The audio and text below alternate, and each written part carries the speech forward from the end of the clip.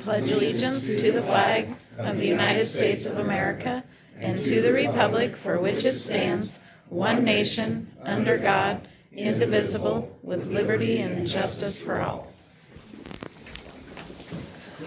Okay, I'd like to convene this meeting of the Henry County Board of Supervisors. Mark Lindeen had contacted me last night and said he might be temporarily postponed at attending this meeting, but will be showing up a few minutes late. He had a conflict on scheduling. So we will proceed with him with the understanding that he will show up at some point in that meeting. So, Robin, would you do the roll call of members and secretary?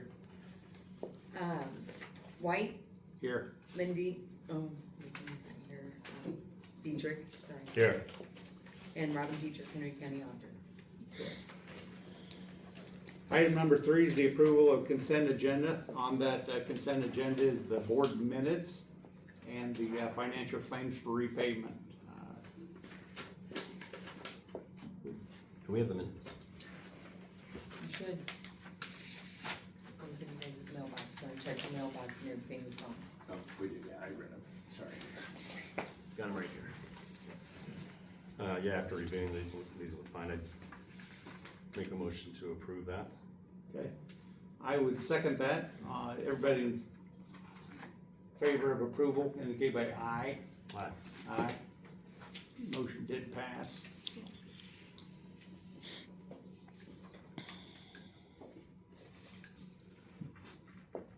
Unfinished business, department head monthly updates is what we'll begin with. And I did not keep track of who came and showed up first. Just Walt, this is your building. We appreciate having it out here. I'll let you go first. Yeah, I was here first because I was here at 7 o'clock. Yep. So I can't say I wasn't. Emergency management wise, everything has kind of been status quo. Just found out this morning that I was interviewed and published in a national paper magazine type thing, talking about search and rescue. Myself, Jefferson County and Wapello County EMs were interviewed for that article. So that was kind of cool. I just got a copy of it this morning. So on the safety side of things, I think we've had one incident this last month, and we will go ahead and have the safety meeting with the leadership on Tuesday. I know Paul can't be here for the other meetings, but we'll go ahead and do the safety meeting at 1 o'clock upstairs, second floor of the courthouse.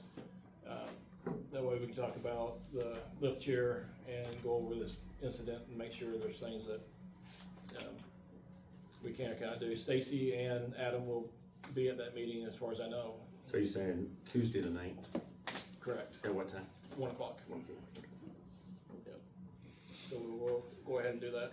And then the last thing I have, congratulations to everyone that won their primaries on Tuesday. And for the ones of you that didn't get the nod, thank you for running. That's what makes our country great, is that people run and we actually have options. It's not a dictatorship, and so I appreciate everybody that stuck their neck out and ran for whatever office it was. So that's all I have.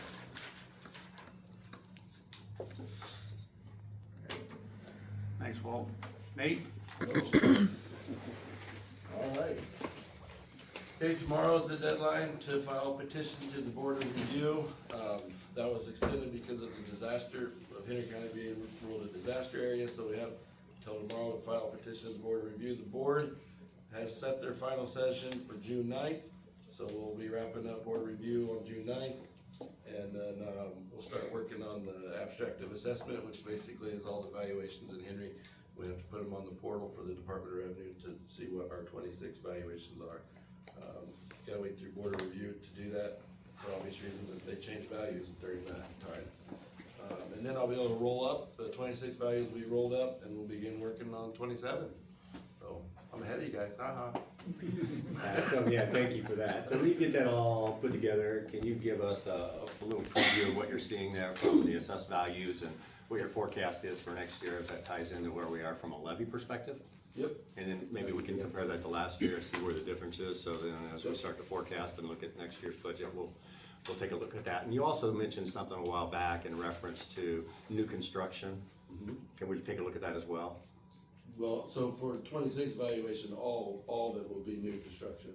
The values that I. Because it's gave you- every, yeah, Because in even year, we didn't make a market adjustment, so any addition to value that we got in 26 is gonna be new construction. right, okay. Yeah. And it'll, you know, some of the buildings went down, some, you know, but the value different, I can give you I'll break it down for you guys when I have that abstract completed. When will you do a new valuation for the Walmart distribution center? Because they're putting air conditioning in, right? So that's gotta have an impact. They are doing a huge remodel, it's like a $20 million Yeah. remodel. So we have it tagged to go out and see how they are towards the end of the year. Okay. We went out in 26th in like December. Right. And they hadn't started the project yet.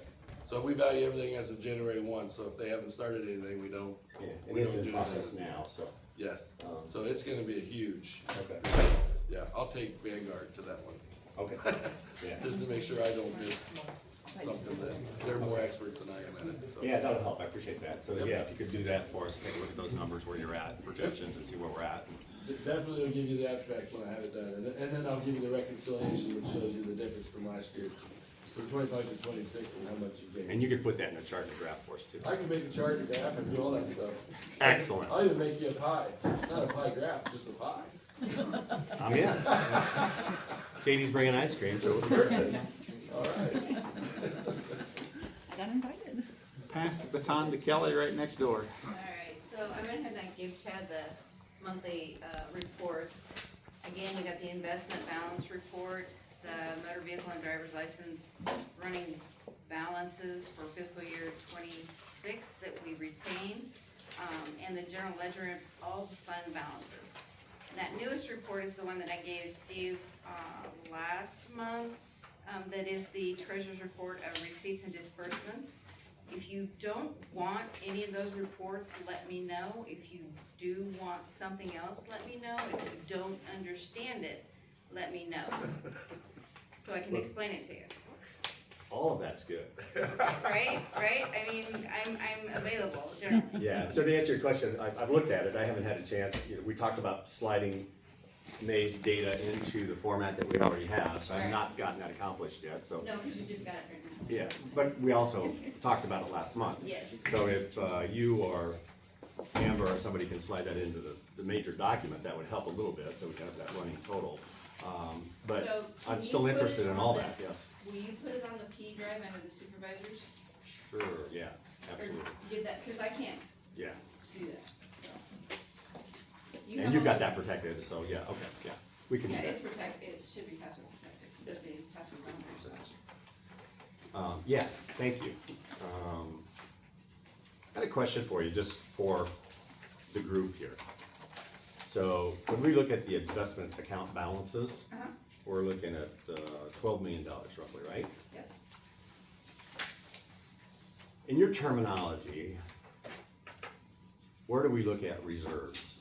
I don't deal with the reserves, Is that all through the auditor's office, or how does that work? that's actual, what you have is actual. Mm-hmm, How it's used depends on, you know, you've got, if you wanna talk reserves, I would say $3 million flat is your CDs. right, okay, Anything else on there, you've got your ARPA, you've got, the sheriff's forfeiture, the, attorney's forfeiture, that is their accounts. I can't do anything with it, I don't Right. know how it's spendable, I don't know, I put interest in it every month in those accounts. Those are interest-bearing accounts that get interest.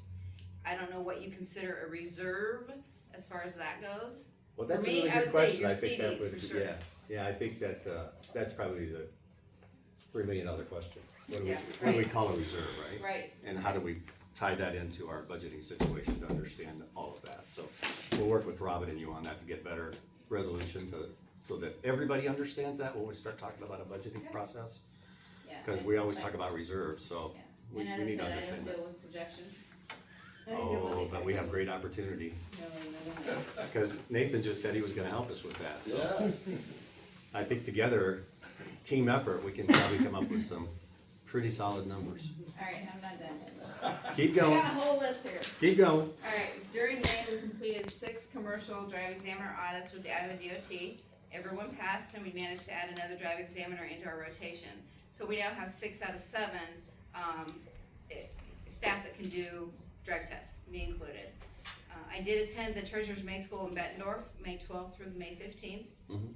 I had 3 staff members attend a motor vehicle 360 training. So Impella on May 19th, MVD 360 will be replacing our current driver's license system.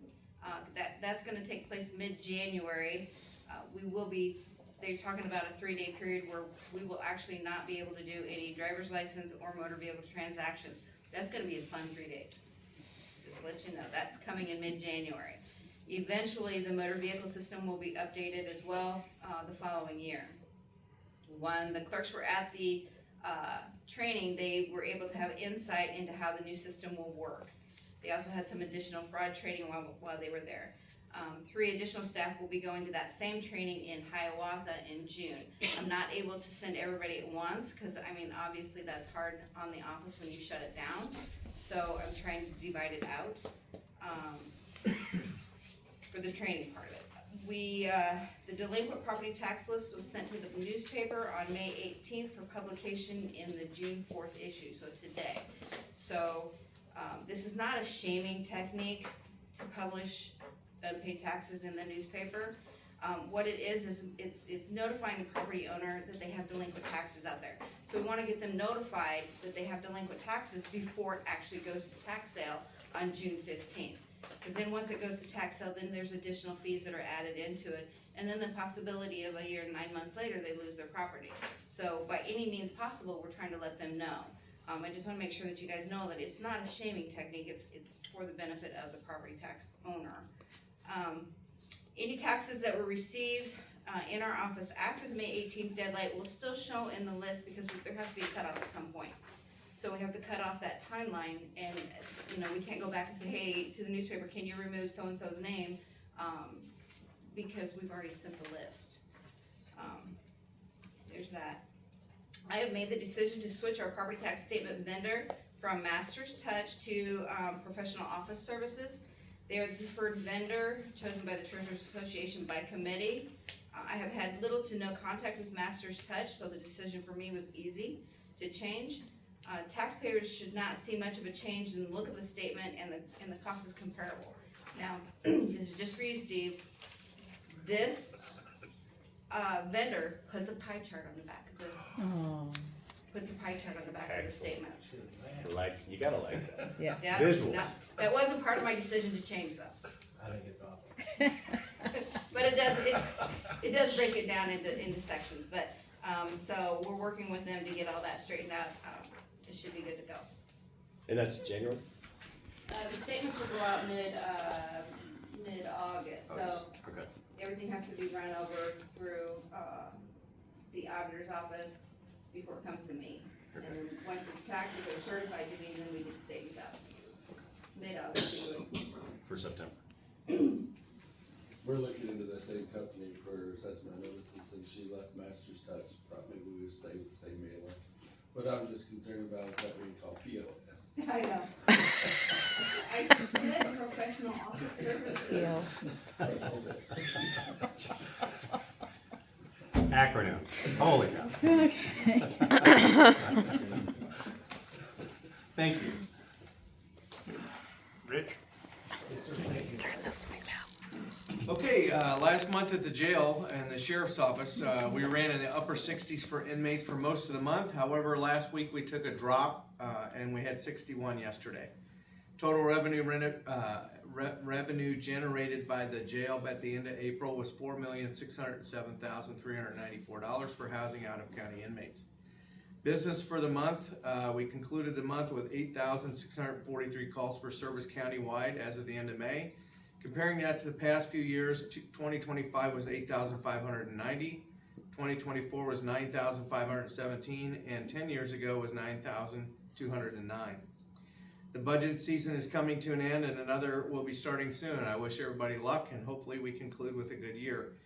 Our budget at the Sheriff's Office is sitting pretty well, and I'm proud to say my staff and I were able to end the year efficiently, and we have a little bit of surplus money coming in at the end of the year.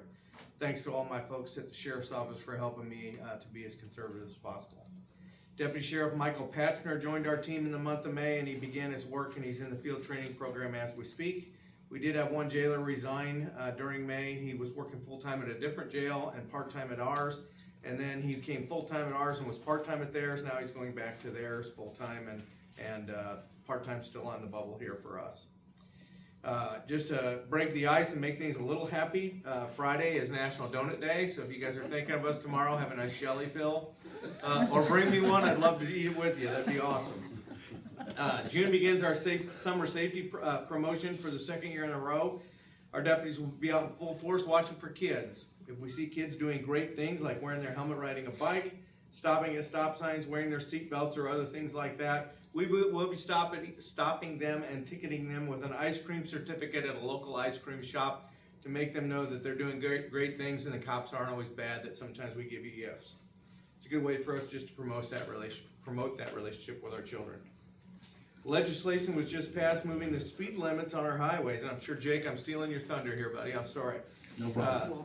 Our paved highways in Henry County will be changing from 55 to 60. This is just a good time to remind our public that speeding is still one of the leading causes of death on our roadways. So you do not have to do the speed limit. You can still travel under. 55 is currently the speed limit. Most people are 62 or more. The speed limit will go to 60. That doesn't give you 67. It's still 60. It's a max, not a minimum. So please use good judgment. And if you come up on a curve, Jake, we talked about this. If you come up on a curve, doesn't mean you have to go 60 through the curve. You can go down to 40 if you want to make sure you get through that curve all right. Stole your thunder, I know, but gas is still on the bubble. If you want to trade gas for conversation, we can talk about that. With summer comes summer weather, so it's a good time to remind our public, small children and pets in cars is a bad combination. You shut that car off and the air conditioner dies, children and pets die. It gets hot in that car within minutes, and it's not, if it's 90 out, it's 120 or more in the car. So it's a good time to remind our public to check that back seat. New cars tell you to, for dummies like me. I managed to get all four of my kids to adulthood without baking them in the back seat, but that's a bad deal, and we want to make sure our public's aware of it. If we're promoting child safety, that is one thing that we can definitely remind each other of. June 29th is Seatbelt Promotion Day. It's another great reminder for another major cause of fatalities on our roadways. It's just a promotional day. We encourage seatbelt use all the time, and wear them all the time saves lives. So please wear your seatbelt.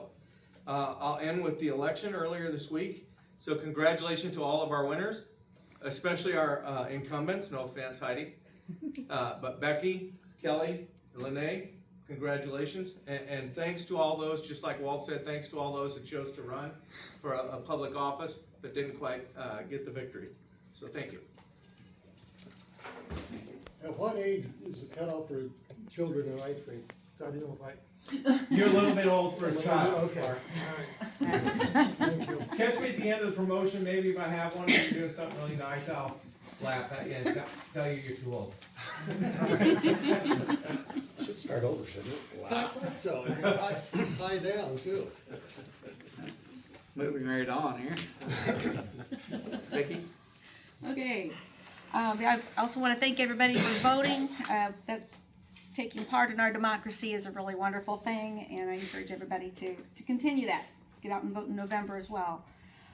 So in the past month, we did have one trial set for jury. We were all set to go, getting down to the wire, and the defendant then decided to take the offer that was made because he was looking for a sweetheart deal and did not get one, so we wound up not having that trial. I know it's already in the news, but new charges were refiled against someone that had theirs dismissed in January. We're able to find new charges. We are wrapping up cases, getting some convictions and case closures going on. I am also happy to say that my office looks like it's coming in under budget, despite all the purchases that had to be made, the hires that had to be made. We're still coming in under budget for the last fiscal year, so excited about that. Coming up this month, there will be no associate court on the 17th. We do have it on the other Wednesdays before and after that. Court service days for district are every Monday in June.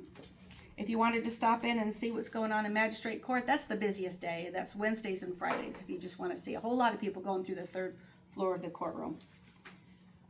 And Sheriff, you got me excited there when you mentioned donut day. I thought you were going to say you were giving out donuts. Not that you wanted someone to bring Good them. cops never share their donuts. So it got me all excited for a second. Okay, and that is it. Yeah, just a question for you. So the House file that Taylor Collins posted did get signed by the governor this week, right? It did, yes. So officers that were on the list wrongfully and got removed from the list then just need to apply to the court for the payment, and then the judge makes the decision on to make the reimbursement payment or not, and then it'd be the county that pays the bill. So I do know, I have been in touch with Deputy Lopez, and they're already working on making that application to the court. Okay. Thank you. Anything further on No, I just think it's important for us to understand what the implication of that is obviously the county is gonna be liable for that debt. So we will have some debt to incur here in the very near future, so it's kind of important for all of us to understand the implications of that. Tap into that reserve. Well, hopefully not that heavy, excuse me, but yeah. Okay, thank you. that? Joe? I just want to start out congratulating Heidi on her victory on Tuesday. My wife in particular thanks you. Thank you. I've got a couple of subdivisions going on there, we got the agenda after the meeting today. I've gotten blanket approval on the ITC Highline project in the state for floodplain, so I'm issuing individual floodplain permits for that project as they come in. Last month, we approved a conditional use permit for the highway project, I guess it's in Washington County, but they're setting up an agri center west of Olds. Those conditions were set per the county engineer and the Iowa DOT. And that's all I've got for now.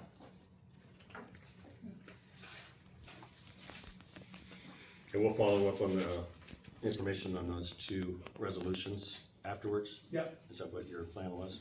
That's the Okay. plan. And Lene? Yes, thank you for me.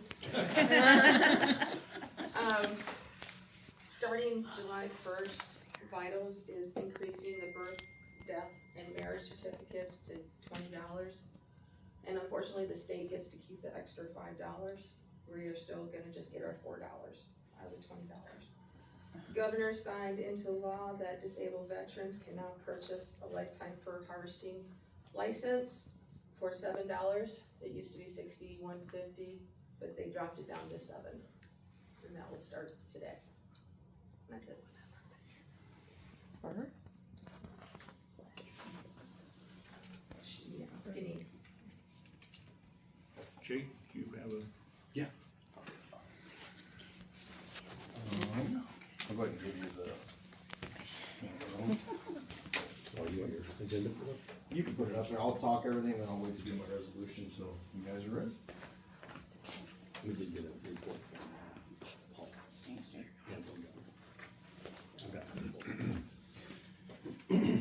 Okay. Maintenance update, well, we'll come back to resolutions and permits later. But for a maintenance update, operators last week and into this week with the dryer conditions, we've been working on granular shoulders on our paved roads. And then they've been assisting in some of our other projects with some mowing and just some maintenance stuff that we've been working on. We did replace 2 crossroad pipes on Cass Avenue. This would be off of 260th. And with some of the dirt that we had to haul in and rock stuff that we did, we had to do some work on 260th Street the last couple of days. reblading, adding some water to get that rock tied down. So we did cause an issue there. As of yesterday, we got it fixed up, and we're hoping for some more rain this weekend to help kind of solid everything in or get everything improved. But anytime that we haul rock in these drier conditions, it doesn't tie down as well. So people just need to be cautious when we're hauling rock, and you don't always get the opportunity to place rock in ideal conditions with the amount of miles that we have to get resurfaced. So that is a concern to the traveling public. That's one of the things that we talk about, is that the speed limit doesn't mean you have to go that fast. You need to drive to the conditions of the road. And in state code, it actually talks about that with gravel roads in particular. So, and I'll talk about speed limit here later, but just kind of an update there. We did have to do some extra work to make that suitable there to get it ready for the rain coming, hopefully. So, excuse me, just so everybody understands, got a pretty good sized group in here. How many miles of gravel road do we have roughly? 500? Easy figuring 550 miles of gravel and about 120 miles of paved roads in the county. Okay. And then we try to resurface about a quarter of those roads every year. So we have a rock plan that we rotate through when we're dealing with it. Yep. Thank you. Seeding, we were kind of wrapping up some seeding in various locations, some of the ditching projects we have. As we're finishing up projects, we're trying to get that done with the anticipation that rain's still coming. So we'll start to slow down, and then, you know, another couple of weeks, we probably won't do any more seeding. We'll have to wait till fall to do any seeding because of the drier conditions that we would have. Mowing, we're working on gravel roads. We've got the south east part of the county completed and part of the northeast there. So we're working up around the north area, and then we're going to end on the west side. So we've had 2 mowers going. One mower broke down yesterday. We should get it back up and running again, but they are progressing as we're going through that area. Again, there's always that mindset of how fast the weeds and everything else and the grass jump pretty quick on us. It was going slow when we got started, but again, just be careful with visibility out there on the intersections. Miscellaneous and construction, I have a lot here, so just bear with me. So good news first. Yesterday we were able to open 170th Street. That road is now open to traffic. The project's seeded. I have a picture at the bottom there if you want to see it from the culvert standpoint. The contractor did a nice job. Shoulders, everything, it really came out well. So that project is now open, and now we're just waiting on the grass to grow. 235th Street, the bridge replacement. Contractor has set beams and is now working on decking the west span. Subcontractor is working on placing Class E revetment with big rocks on the west side. We did run into, they'll have to do some adjustment to some of the beams with the east side. The contractor's having to work on his plan of attack to make those adjustments, but they're able to keep working on the west span to get the deck on. So what they're doing now is they're putting plywood down in between the beams, and then they'll start framing the sidewalls up, and then looking at steel and different things like that. So right now everything is up out of the ground. The beams are set. They do have to do some adjustments to a few of the beams to get them in to where they'll fit for the deck or the grade that we had proposed. 190th Street, that's the last picture there at the bottom. We closed the road yesterday, and we removed the small bridge, and we set a tank car. And right adjacent to that, within our closure, we had another crossroad pipe that we replaced as well. And then today they're working on ditching and backfilling the tank car. We anticipate the road remaining closed until tomorrow. We'll open it up hopefully by the end of the day tomorrow, depending on weather. And then we'll be finishing up next week under traffic out there. So again, the guys did great. They're kind of a little ahead of schedule as far as getting the tank car in. The bridge came out pretty easily, and they got that rolled in. So it's always kind of interesting to watch that get rolled in, because basically put a mark on the center of the tank car, we put a mark in the road, and then they finagle it on the road with the excavator and roll it in and hope it goes where it needs to. On this situation, we were able to push it about 1.5 feet to get it where we were at, but the guys rolled it in within 1.5 feet of where we wanted it to be. So went well. So they'll be out there backfilling today, and then rip wrap and getting those slopes all fixed up. But again, that's a good testament to guys that are doing good work out there and making good progress. So appreciate that. Last week there were some questions when I wasn't here. I just wanted to follow up there. Trees removed and stockpiled on the Salem Road J20. That'd be east of Lexington. They will be cleaned up and finished. The old excavator broke down while we were on that project, and then it took us a while to get things figured out where we're at. Now we are in construction mode of culvert replacements and different things. So this will probably be a fall cleanup project. It's not a good time for us to be burning with the drier conditions. So in the fall, we will be in there to clean that project up and get that situated. So I just wanted to bring that to your attention or follow up. The other one was a fuel bid. There was some questions there about, what with the fuel bid. And I just want to be clear on what we are bidding for. So fuel bids, when we go out for that, the vendors are actually bidding the margin, the cost that it's going to be for them to provide us fuel, not the actual cost of the fuel itself. Each week we get the DOT has a rack price that's published, and that's what we pay the vendors. So they bid knowing that's the price that they have to deal with. What that does, it takes away the risk for them, it takes away the risk for us. Fuel markets are very volatile. They are essentially bidding only whatever additive that we want to be in our fuel and the price that they want to have it delivered to us on that. So it's built into the gallons that we purchase. So I don't know if there's any other questions on that. I just wanted to. No, that was my question, obviously, so I appreciate that because it's a little different the way that you do that. So it's a good explanation so everybody understands. There are several counties that do it that way. Not all counties do it that way. Some will do monthly contracts. For us, it's just a lot cleaner for the volume that we're dealing with. It's a lot cleaner. And in my opinion, it takes our risk away. We just don't want to, I don't want to spend time playing the fuel market of when we should buy and when we shouldn't buy. This way, it's pretty clear. And then the last one I got here is speed limit. So the state legislature changed the statutory speed limit from 55 miles per hour to 60 miles per hour, effective July 1, 2026. This does not change the speed limit on gravel roads. That is a different item that's in the code. It's actually under section 4 of the same code of 321.285. Don't ask me to go any further than that. But essentially, we will be changing our speed limit signs from 55 to 60. There's a lot of discussion in the background going on right now of what other implications that there will be when you adjust the speed limit. So just for example, speed advisory plates, curve signs, chevrons are all based on the current speed limit that's posted. Now 5 miles may not sound like a large increase, but it does dramatically can change what signs that we need to look at. So over time, we will have to be evaluating some of those warning signs that we have. So warning signs are to guide the public when they're driving, like Rich talked about when you're coming up to a curve.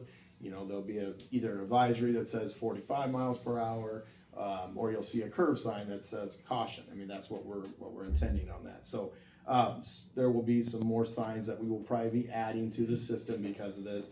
I don't want to say that it's dramatic. The other thing I would always tell you is, speed does increase chances for accidents. And so we do want to be mindful that our system is not, that we have narrower shoulders, pavements, we're a hilly terrain. All those things play a factor when you drive, so be cautious on that, I guess.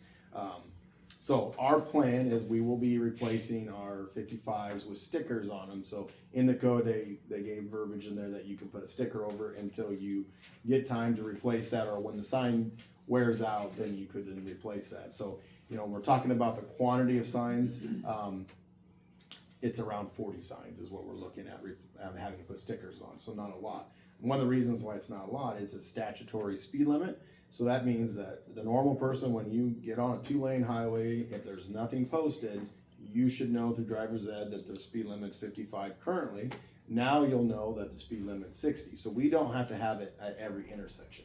If we would want to do something different and have speed zones established that are less than that in areas like we've done in Salem or what we've done in Trenton, you have to show them the start and the end of those speed zone changes, which is different than what they would expect if they were based on the rules that we're all working off of. So I think just wanted to clarify, it's not a huge number of signs. It is something extra that we're adding into,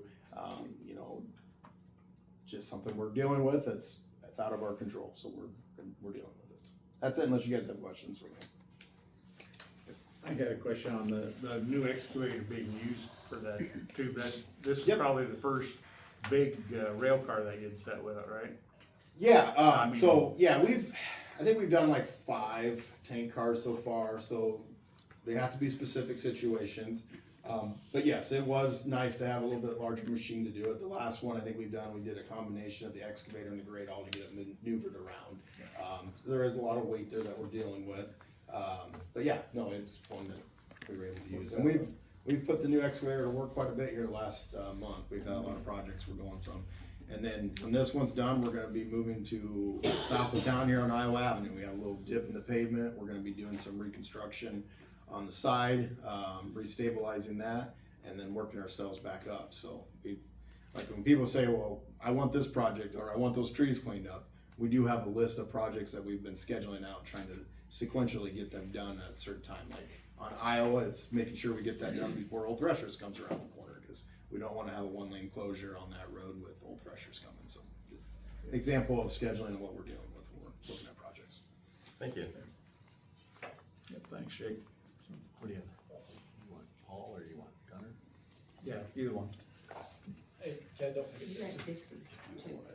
Oh, I don't know if that was right for. Oh, my fault.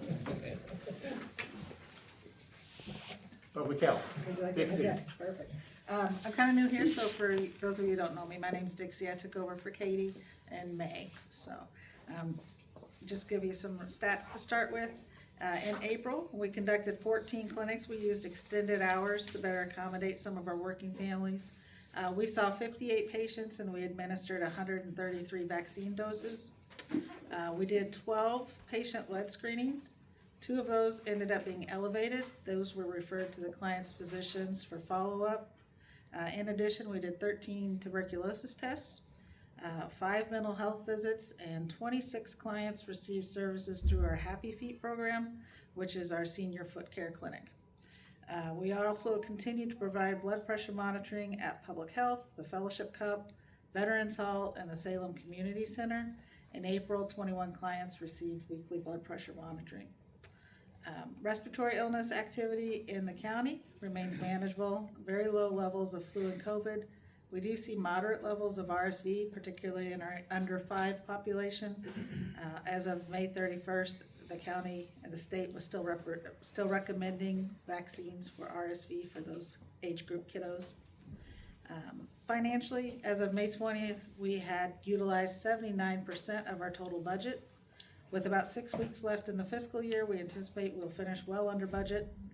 Revenue is also exceeding the budgeted amount by more than 10%, so we look good money-wise. Several recent projects that we did in May and April. April was Child Abuse Prevention Month, and May is Mental Health Awareness. We did yard signs and campaigns and radio ads. Public Health also began conducting monthly AED checks for the Conservation Department. In May, they have 2 AEDs out there. In June, we'll begin those checks at the courthouse and the Veterans Affairs Office. Our first walk, bike, roll to school event was held on May 13th. It was supported by community officials, firefighters, Sheriff's Department, and Mount Pleasant Police. A total of 148 elementary kiddos from Mount Pleasant and Salem participated, which helped boost Iowa to 5th in the nation for participation. One of our other big child safety focused family events is actually planned for this Sunday at East Lake Park, weather permitting. Public Health and Healthy Henry County communities are sponsoring Stride into Summer Family Walk from 1 to 4. There will be representatives from EMS, Sheriff's Office, Iowa DNR, library, hospital, and others. They'll be present with activities and giveaways for children, with it all an emphasis on child safety. So overall, we're continuing to provide direct services. We're trying to expand our community prevention efforts, and we seem to be remaining on track financially, so there we are. Thank you. Just something to think about here.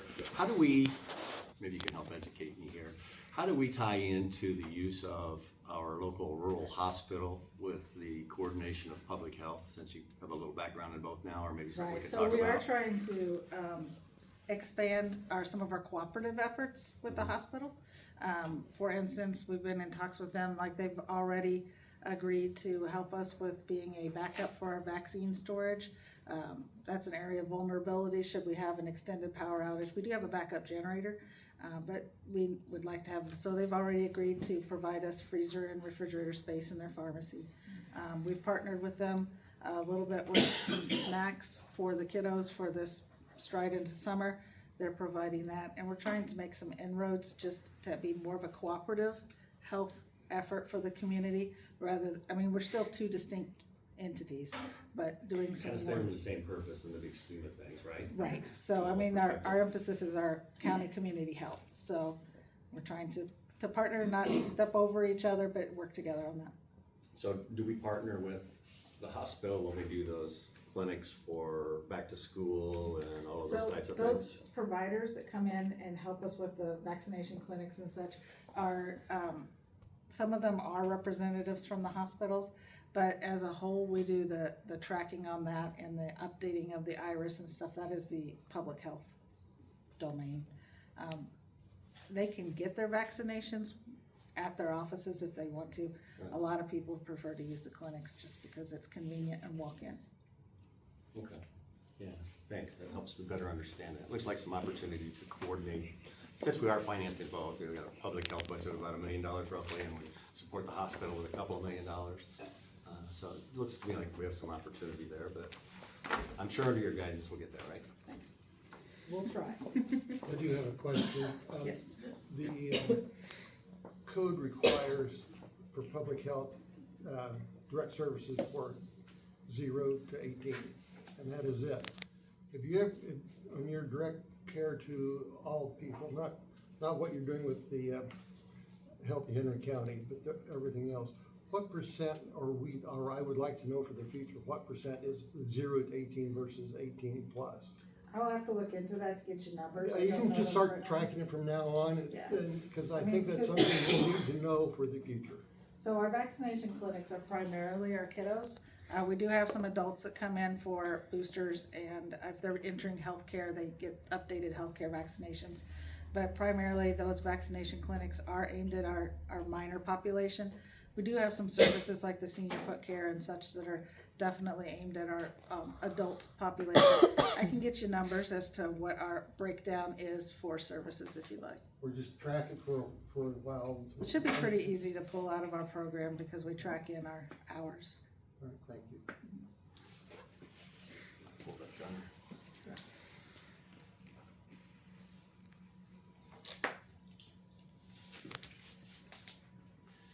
So Gunner's not here, he's at an ISAC conference for the IT folks, which is a great deal, and Brad went with him, so the first opportunity those guys have really had to engage. Excuse me. Gunner did work with the Mahaska County folks a few weeks ago in reference to an IT audit, kind of like what we had done here a few months ago. But this is Gunner's update on where we're at. You can see that we made some progress as we're looking at where our IT folks are at this point. And I'll let you read down through those. One thing that is new that he is working on is the fire suppression system that he hasn't gotten listed out here. So he is working on that. He's got a couple of bids. We're working with our neighboring counties to better understand who offers that kind of a system and what kind of support they need for that. He has not gotten a bid on that yet, but we have a couple of sources out of Cedar Rapids and Iowa City that he's working closely with to get him a bid to better understand what the fire suppression needs are specifically in the IT room, because it's much easier to pull that into the IT room rather than move all of the servers. So that's a very challenging situation. So we should have more information on that by the next meeting. And then we also have an update from HR. Paul. Let me pull that up.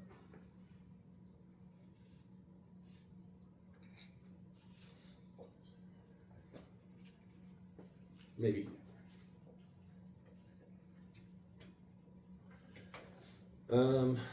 The Word document doesn't want to open. But anyway, as you look here, you can see where Paul's at. He does not have a department head meeting scheduled this month, Walt, so it won't coincide with what we are doing with the safety meeting, but that's okay. But he is going to be here on the 29th, so if anybody has anything specific, we need to get that on the calendar so that we understand all of that. And I'll work with Gunner to make sure we have that taken care of. You can see as you go down through here.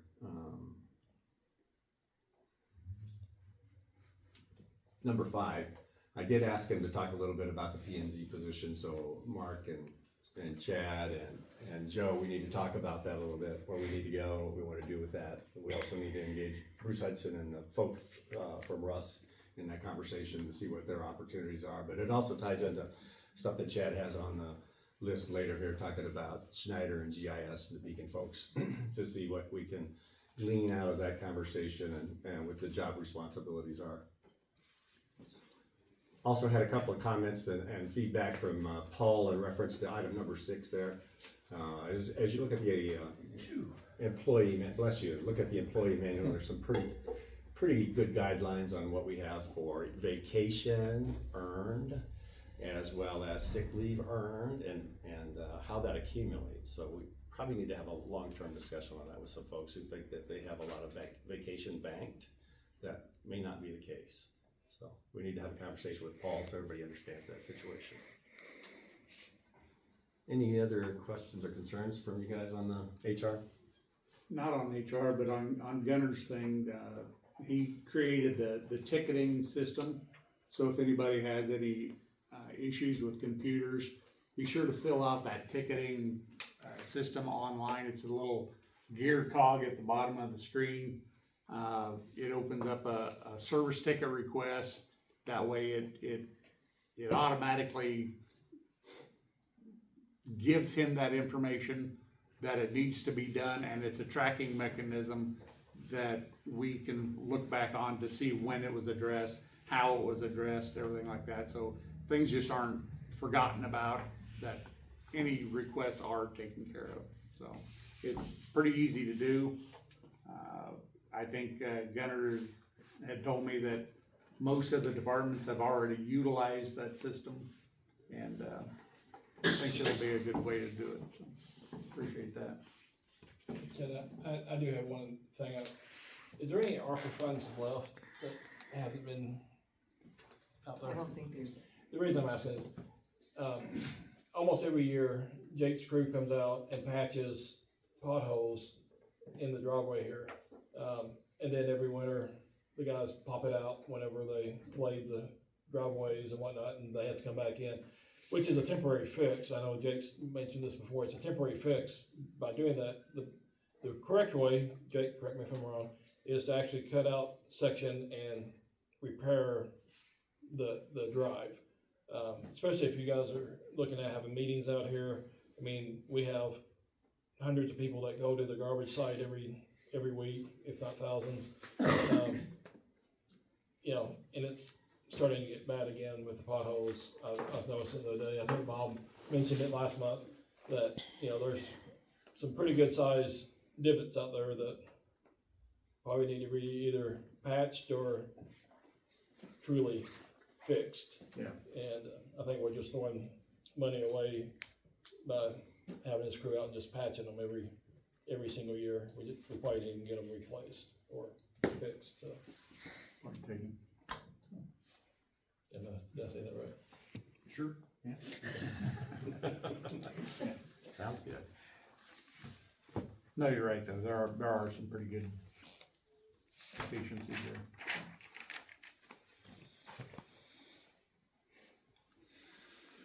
Okay, Mark, anything on department head thing that you got? The only thing that I've been continuing to do, have is, Southeast Iowa Community Action, looking for a replacement for executive director.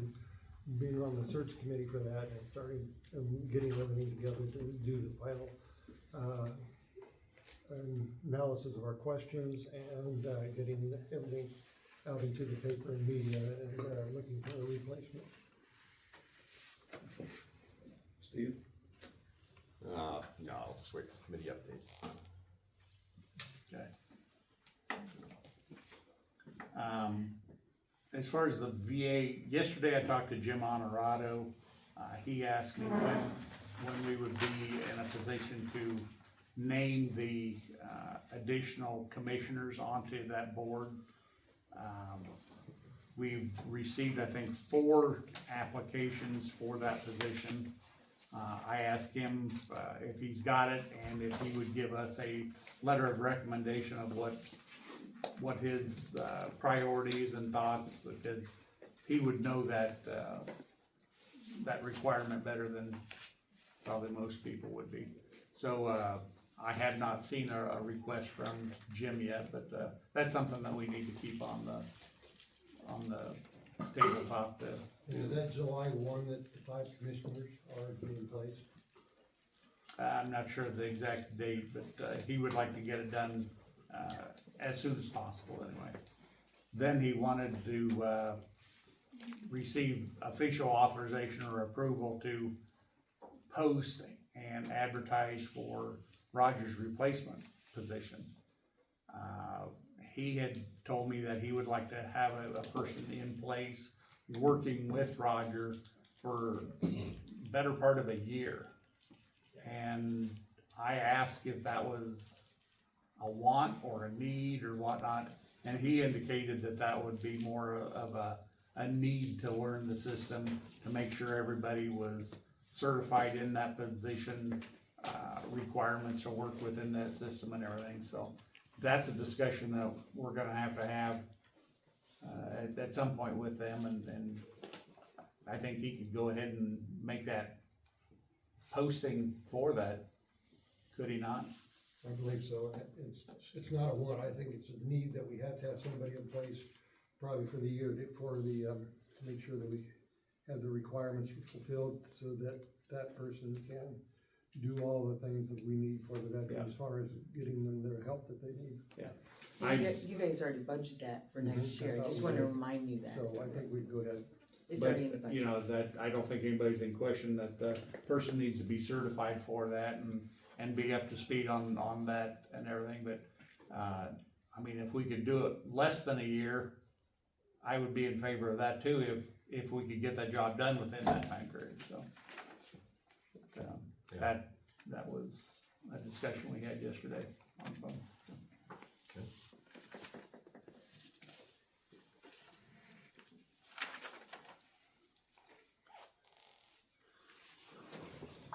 Should we move to the, unfinished business, item number 2, the approval of resolution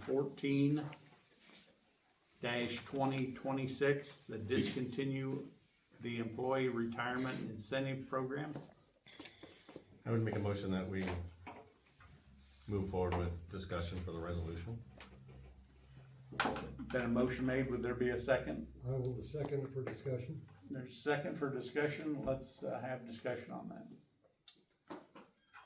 So this ties back into a conversation that we've had about the voluntary separation program and the fact that it has carried out, the initial termination date was December 1 of 2027.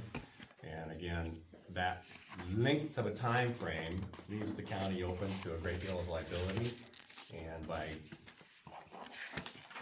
working through this resolution, I think that we give employees the opportunity to be able to determine their needs. And they've got 30 days, roughly 3 weeks, roughly to determine those needs. But the proposal was to end date this as of June 30th, which is the fiscal year this year. So folks can make that determination if they want to retire. And then those folks that are already signed up and have them grandfathered in and retire at the end of the year, calendar year of 2027. But no new applications after the 30th of June because the program will be terminated. We have department heads in here, so I don't know, you wanna have a discussion on it, Chad, or what would you like? Yeah, I'd like to hear about it. How many people have taken part in this? Do we have actual numbers? I believe it was 11 people currently. 11? It's a total of 11 people, you're gonna have 3 that's gonna fall off within a year. You're gonna have 1, 2, 3, 4, 5 that are gonna fall off in 2 years. No, that one was already taking place. Yeah, no, I mean, it's in 2 years, it's Okay. either the age up to 65 or 3 years, whichever comes first. So I went back and I looked at their age and also looked when they started taking it. So we have the dates of the retire date. It goes from the retire date and on. So, but you do have 3. At the end of 2026? No, 1 year will be, next year you have Those 2 are done. Those 3 1, are 2, done. 3, 4 that will fall off because of the age bracket here, and here, and here, and then. Now, if they entered into 4. this contract, But these are already gone, already. They're retired, They're they're already retired. already retired. These are retirees. Right. Right. So then I'm back here, these are not retirees yet. I have 3 Okay. contracts that have already been signed that have not retired yet, that will be probably retiring this next fiscal year. So whatever we do on this would not affect those people already signed up and contractually Yeah, Right. correct, So right. these in people place with that, right? will Correct. continue and be grandfathered in with what they have now. Mhm. But you have 3 also that have not retired yet that should be grandfathered because it was signed by the board of supervisors as well. Are you talking calendar year or fiscal year? Fiscal year Okay. Which is 27. June 27th to the calendar year, which I said 31 December. So, Of this year? no, of next year, the end of 2027. I know, I'm just letting you know what I have here. You asked a question Yeah. to Becky and I'm just telling you Yeah. where she got those numbers. Okay, and I understand that, but those people that are signed up to retire in 2027, okay, is that December 31 or is it June 30? Because you said fiscal. Next fiscal year, So You have June one that's- 30th of 28. Pardon? So it'd be June 30th of 28 in the fiscal year, right? That's you the have question, one is it should be in June of October 27. of fiscal year 27 that's gonna retire, This year. yeah, which is this year, which is fiscal year 27. And then November of fiscal year 27, which is this year, is Angela Rum that's gonna retire, and then you have another one that's gonna retire of December. Well, that's state work would be the fiscal year of 28, but it was already signed. Calendar year. That's the next calendar year. Okay. The program ends December 31st of 2027. That's when Yeah, nobody, right, that's what I'm talking about. sign up any longer after. correct. No, So now you're changing the sign up, you're proposing to change the sign up date to, you have to sign up by June 30th. The program still is, you're not eliminating it, you're just eliminating any additional signups. That's correct. Clear as mud? That's my term, like this. Well, I use that because it falls right into your category, right? So, yeah, so everybody understands that, that's why I wanna make sure everybody understands, and that's why I think Chad asked for department head input, is to see where we are and make sure y'all understand that, because you have to explain that to your employees, right? So, everybody needs to understand that that's where we're moving forward. And the last time this discussion came up, there was like, if somebody put down their date, and then that date is approaching within a period of time, could they rescind their retirement at that point? They would no longer be, if they do that, they would no longer be available to use that program. But let's say they decide they don't wanna retire, they wanna work, they have one more year, they just wanna go to work. If that was okay with the department head, you guys said you were fine with that. Is that still the case then? I mean, it would, do you understand what I'm asking? So rescind their They would retirement, but res- keep the contract in place and just start it a year later? No, Okay. they would lose it because Okay. you have to, with the way the program is written, Yeah. you have to retire before December 31st, 2027. So some people put their date of December 1st, 2027 based on 2 years ago. And then when that time comes and like, I really don't wanna retire yet, they could rescind their offer to do that. To do what? To retire. To drop the To drop the retirement plan. package. Drop the benefit plan. They don't get a second Keep on chance. working. They don't get a second chance. No second chance, like, if you signed up to resign, you signed up to resign. But then if you don't wanna resign, you wanna continue working and just give up the benefit plan, that's basically what he's asking. If they say, I'm gonna give up the benefit plan and just keep working longer, then that would be, I believe that would still be accomplishing the county's goals as far as, decreasing expenditures. I'm thinking this through. If you sign a contract, you sign a contract. But at the time when it was written, it was explained and told to everybody that if you wanted to rescind it, at that time, as long as it was okay with the department head, then you could. So that was part of it whenever it was, when they signed up, they understood that you could do that. So I think Jake's asking is is that still the, Yeah, and contracts can be canceled if both parties agree to do so. But again, both parties have to agree. I don't know if I would So- agree with that. You know, Okay. I So understand there are essentially- two other supervisors, but Yeah, I think the intent here is to end the program. So if you sign up and you say, hey, I'm gonna retire on the 31st or the 1st of December in your example, Jake, and you decide, well, if I wanna work to the end of the year, that's one thing, but if I just wanna rescind my whole resignation, that's another whole story. Yeah, the verbiage that we the way we handled it in our department, just because when that first came out, there was several that were looking at different options and trying to figure out that decision, was that I would be able to say internally, you have, at 2 months before that date, I need to know.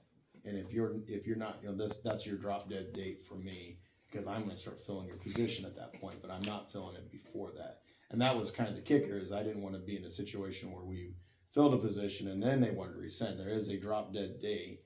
And the board at that time said, yeah, as long as you as a department head have your game plan. So what I required is, when those dates come up, to give me a letter saying my last day of work is X. And that's what we're supposed to do for any employees that take this program or don't take this program, to have that so that we know that we can move forward with our next position. So it makes a difference for some potentially if they, when they signed up for that. And me personally, as a department head, if I get to keep that experienced employee another year longer, I'd see that as a benefit from my perspective.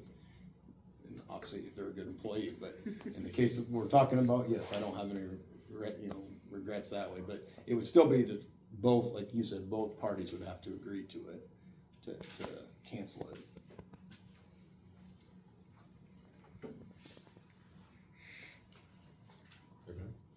My thought is, if you go into a contract with both sides and one of them is no longer available, that opens that door for looking back on the resignation date, effective date. It doesn't seem like it would be fair to promise this and then, oh, yep, I'll resign at this date. But if that retirement program gets pulled out, that changes the whole calculation factor in my mind, doesn't it? But we are, No. but we're not doing that, Chad. Yeah, we're not. Such. Yeah. We're just, the end date that you can sign up for it. For no long, so nobody else can get on Exactly, board that, exactly. yeah. Right. And I do have a issue with, July, end of June, July 1 of this year. I don't think that is enough time, first of all, because I know what it took for myself to try to figure out a retirement plan, and then getting with IPERS and talking to them it was not the easiest thing. At times, I wanted to find out, give me an estimate of what it will be, and they wouldn't give it to me. They did early on, but not in the last year. Finally, I did get a hold of them to do that. So, I think, I don't have a problem with the resolution, but the date is one I have issues with. Well, the date is open, so what are you more comfortable with? I'm actually, I think the end of the year is the right date. I could go with the end of October, either way. Give them at least 3 months to get things in order.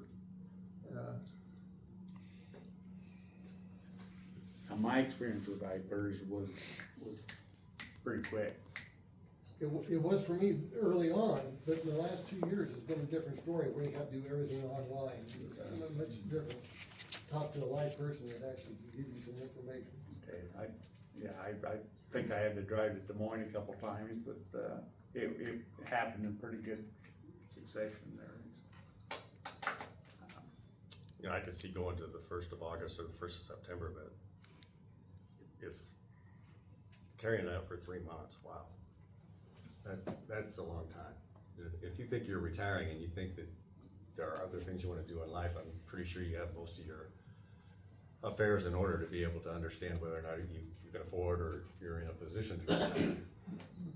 They might have been thinking about it, but if we all of a sudden, you only give them 3 weeks to make that decision, get everything in order, that's not enough time. Yeah, I'm willing to compromise on the timeline, I just think October is probably plenty long. You know, I could go with August or September, but I just, yeah, 3 months. End of September, and that's giving them 3 months, that's no problem. What do you think?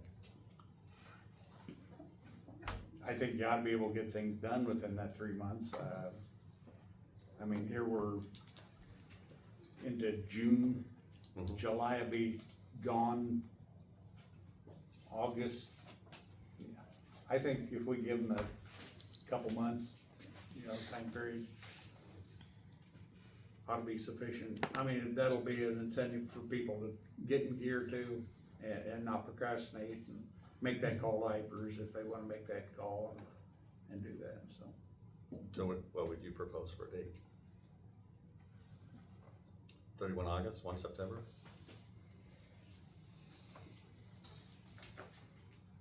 I think if we went with,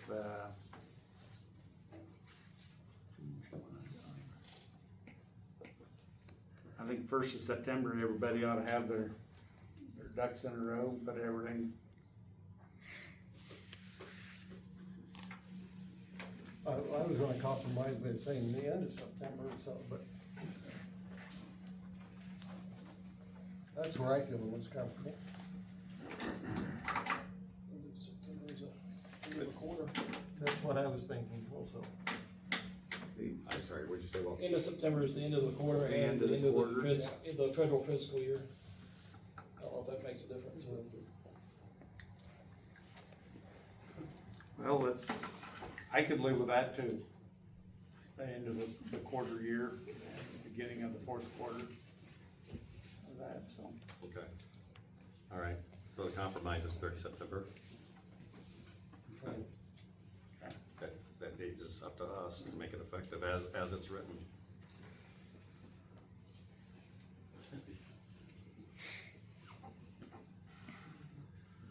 Okay, we've had discussion on it. Is there anything further language on the resolution 14/2026? We have a motion and then we have a second with the motion, Steve, being the September 30th. That's correct. And I'm asking for any last discussion on it, as what we had done, so. That's my discussion, making sure. Okay. No further discussion. We will do a roll call vote on resolution 14/2026. Everybody in favor of, as written with the date of 30 September 2026, right? Yes. Indicate by aye. Roll call. White, Aye. Dietrich, Yes. Lindy. Yes.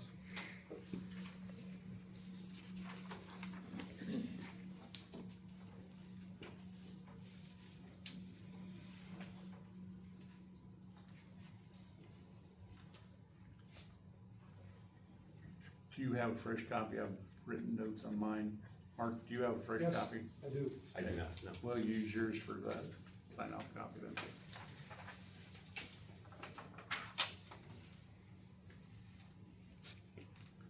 Item number 3, public meeting for solar, battery energy storage systems, and data centers, scheduled for June 25 at the EM building right here at 6 p.m. Is that a date and a time that everybody can work with here? I can make that work. Yeah, will be the date then, so. June 25, 2026, the Emergency Management Building, public meeting on solar, battery energy storage, and data. So do we want to do that during the meeting, or do we want to have a recess and then, or Well, have now- a meeting and then go into the I public? think by the postings and things like that, that needs to happen. Is that the one that needs to happen right off the get-go, then we can recess? Or by, no, this is a different, That was a different one. That's a different one, This yeah. is something totally different. Yeah, totally different. Right, I think we can recess and go into the public go hearing. into the public hearing, and we, For the amendment. just shortly after our regular meeting then. Yeah, it's up to you. So Joe, with that, we'll obviously want to work with you and your team, whoever could be available from the board commission too, to sit in on any information, or, because this will be an informational type meeting, and our goal would be to get input from the general public to better understand general public's impression on what we want to do with where we're at today with the moratorium and how we move forward. This is just general information, we don't have anything specific to talk about. Okay, right. But again, good opportunity to get general input from the public as we should and need to do. Okay. Is this something you would rather put to the planning and zoning commission? You mean initially? I Or, mean, that's normally where these things start out, is with the commission, and they progress to the board of supervisors, not the other way around. well, this is a public information meeting, and that's why I was asking if you wanna bring the board in to be able to hear the input and the discussion. And I think it's important for us to get public input initially, so the board and commission understands the sentiment of what's going on, as well as get more information. There's a lot of good information gathering opportunities here for the board from a public perspective. So Brandon, we're just talking about public sentiment then, that's all. No, well, I'm sure we're gonna get good data-driven information, and that's what's important to the conversation. There's no proposed projects on the table right now, is there? For anything of this? Not that I'm aware of. So I'm a little confused here. Okay. As far as the dates. Okay? We did have the date of the 26th, or excuse me, the 25th as our meeting here. Correct. Originally. So you're having two meetings here? Potentially, that's correct. Okay. That's what we're Just wanna discussing. Make sure We'll have just a supervisor meeting, and then we'll follow that with a public hearing. I understand what Joe's also saying. In the past, the P and Z has always taken their input, and we as supervisors have had the opportunity to go to their public meetings to hear the input of the people. So, That's been past practice. that's in past practice. Now, are we changing that for the P and Z? Is that something we want to do? Yeah, I think it's an open forum to gather information and data, because it should be a very public situation as far as my sentiment is concerned, considering the Open to the public anyway? it is always, yeah, but I mean, a more broad situation that we can get information up front rather than funneling it down through the P and Z and then coming back. I think you're in some ways taking away the process of P and Z right now, that they are the ones, that are our first line to hear everything. And we also have the opportunity to go to that meeting and hear it too, hearing the same thing. If it comes here, they might not be coming to the P and Z, to this meeting, so. I guess the question would be why? Why wouldn't they be coming to a public hearing to talk about battery, solar, and there's already a moratorium, so it should be in their purview already, right? I'm saying we're changing the way that they have done it in the past, and I think it's our duty to hear what they hear, not their duty to hear what we hear. Well, that's not my perspective at all. I think the perspective that I have would be like, we would all hear it at the same time. That's why I think that we should all be going to a P and Z meeting, if that's the case. Well, I think we're splitting hairs at this point. Okay. If it's the board of supervisors meeting, I mean, I would assume that they would come to it, that there's no requirement that they come. If it's a planning and zoning commission meeting, then that's their meeting to come to, and you would decide to come to their meeting. It's kind of splitting hairs, but, Kinda. I mean, in the past, but the board can't take any action without the planning and zoning commission first taking action. That's why it's always gone to planning and zoning commission first, because it takes their action to move forward for you to take action. If there was a project on the line, but in my mind, this is just I look at myself as a representative of the public wants and everything here. And if the public is wanting this to be considered or strongly considered or weakly considered, I think that's an opportunity for that to be brought out, to let it be known what the public's interests are. So If that's the case, I don't see any reason for a public hearing. There's nothing taking place that requires. Because there's no project involved. Okay, so I would argue against that, so refresh me, when does the moratorium go off on solar and battery? No, they have, I thought we had it set at the end of the year. No, I believe it's July. I'd have to look at it, I don't know off the top of my head. And that's why I suggest that we do it. We're kind of spinning our wheels and we're not getting anything set in motion here. Data centers is the Well, end if of the December. point is to Not solar and battery. moratorium, then that should probably be the point of the meeting. Yeah, I understand what you're saying, but that, I don't think that, yeah, we are obviously gonna have to extend the moratorium or let it terminate just on the date. We've had a window of opportunity here. We have two conversations, I'm trying to tune in here. Okay, so we've had a window of opportunity here to get ourselves moving toward, to understand whether we wanna continue with an ordinance or if we wanna continue with the moratorium. We've done neither. So the battery and the solar moratorium are gonna expire, and we talked about this when we did the data mining moratorium, okay? They are not in sync, they're two separate moratoriums. The battery, or the mining, the data mining is gonna end on December 31st. So we have a gap in here and we're not moving forward. So the reason I ask is put it on the agenda is so we start to move forward. We need to be moving forward to understand what we need to do. We are probably gonna have to extend the moratorium. Okay. However, we need to know where we're going with an ordinance. Okay, fine, Steve, but should we be taking each one on an individual basis for our understanding? Or are they gonna lump them all together, cause they each could be separate in my mind? Well, they could be, and I think Because I it goes think back. we would get a better understanding and not have just a whole broad discussion at one time. I think each one needs to be taken on its own merit. I think initially from a public input session, to Chad's point, the community can help us guide that a little bit. And Joe's already done, we had a special overlay done for wind turbines.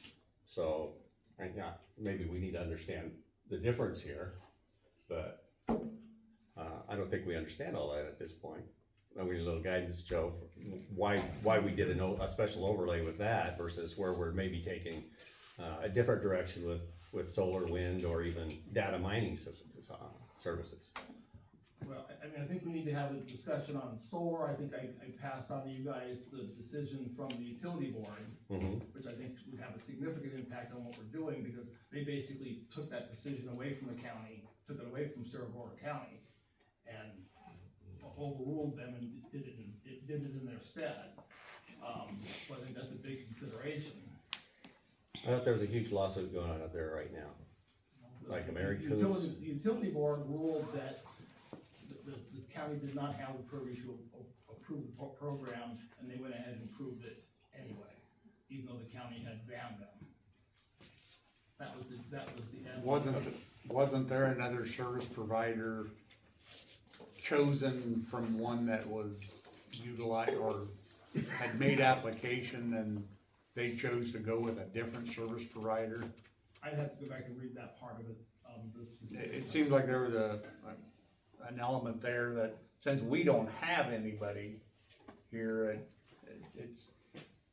Yeah, and I think the other part of that, we're not talking about banning, we're talking about creating an ordinance. So I understand your perspective, but again, details are details here, and we're not talking about a banning situation. I'm trying to figure out what we need to do from an ordinance perspective, and that's why I would like to have a public hearing, but again, that's why it's on the agenda, so we can talk about it. Isn't the last moratorium that we put into place, did that or did that not cover BESS, battery energy storage? No. I think it's very specific. I think Becky wrote the thing and she's shaking her head, yes it did. Yeah, Let's look. that's what I thought it was everything. So I thought everything was rolled in inclusive to include all the different projects. All but not wind. Or solar. Wind is separate. I thought it honestly had solar in I it. think it had solar in it. I didn't bring it with me, so I can't look at it. Could you call your office and see if they got a copy of that readily available or anything? That's right. Cause I thought everything was kinda rolled into one moratorium that would. Battery, that the would- BESS was in there, I know the, data centers was in there. I think there were like 3 or 4 different.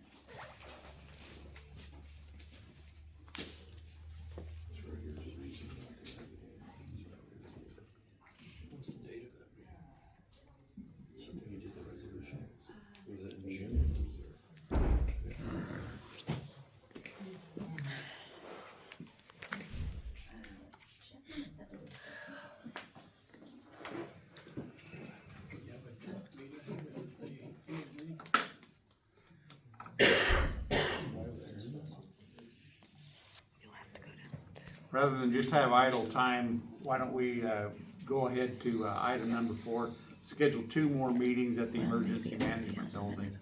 Would July 9 and August 13 work for evening meetings here at the Emergency Management Building? July 9th and what? July 9 and August 13. I know Walt had a suggestion this morning that we just do all the June meetings here. Get them done and over with. I bounce back and forth. What are your thoughts on that? I don't care either way. Mark, you have preference? You know, I don't care either. Maybe less confusing for the public. That's my thought. that would be true. Just bouncing back and forth does create a, Just be done with it.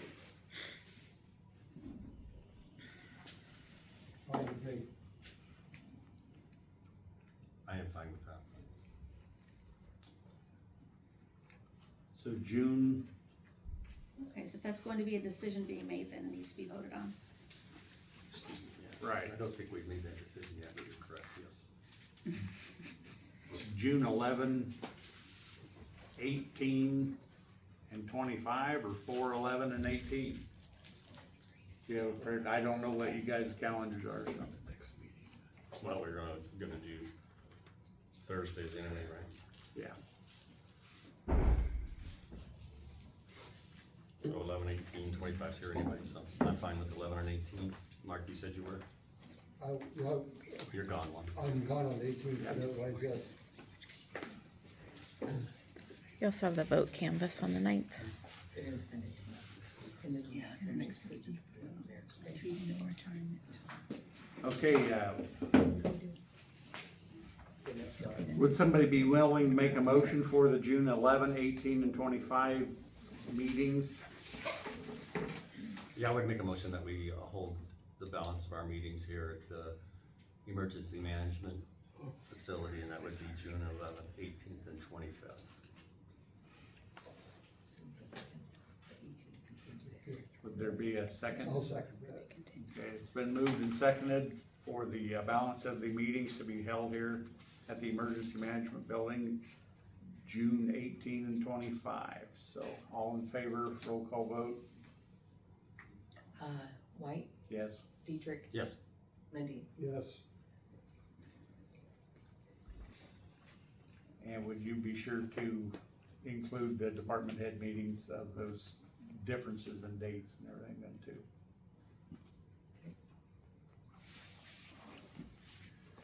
Or not dates, but times. Yep.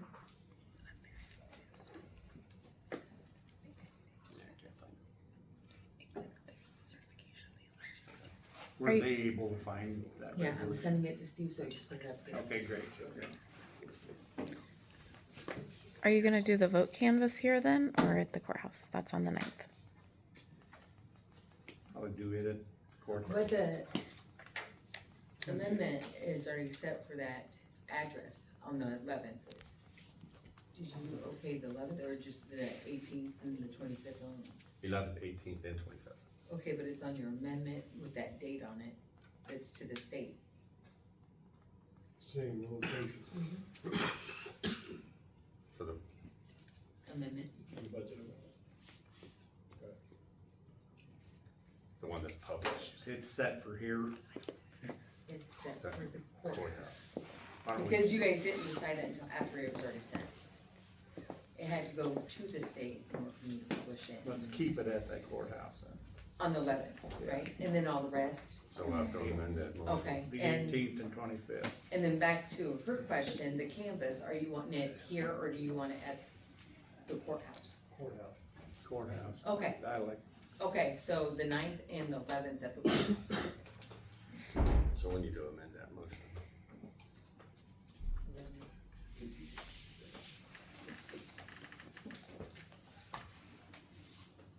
it was for the 18th. Oh, sorry, stretching. It was Yeah. for the 11th, 18th, 25th is what we made the motion for.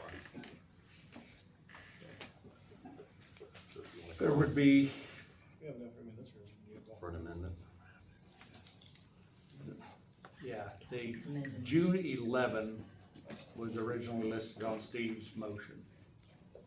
It's been voted on and approved. Now we want to change that. We want to strike the 11.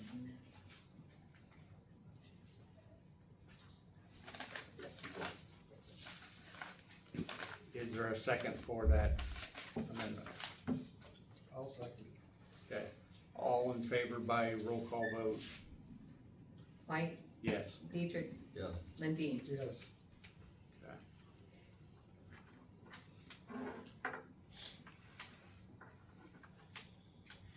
Did you send that to me, Rob? Mm-hmm. Nope, did not. There you go. I did, yes. We were talking. I think I found it.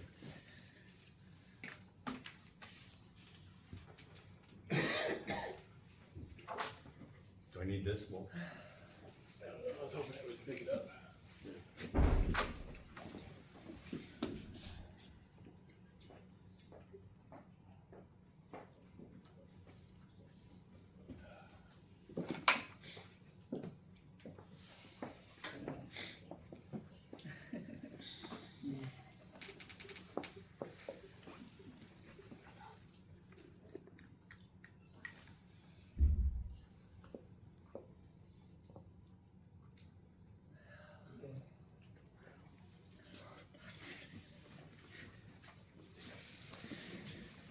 that's the resolution, but it's not the one Robin sent, so let me find that.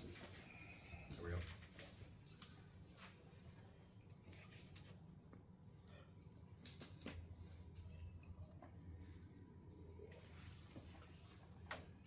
$22.25. That doesn't sound right. No. She said the wrong one. That's the original, the one that expires in July. Then we had the. So what is, It's the one I had pulled up, which I didn't have a date. That's the most current on there. This is the most current one without a date on it. it's just data centers. Let's see if I got that here. Oh, yeah. It's 11-2026. Yeah, And I it told her that. says, She must have just picked the 25 one. all right, under the time frame, it says data centers, unincorporated Henry County.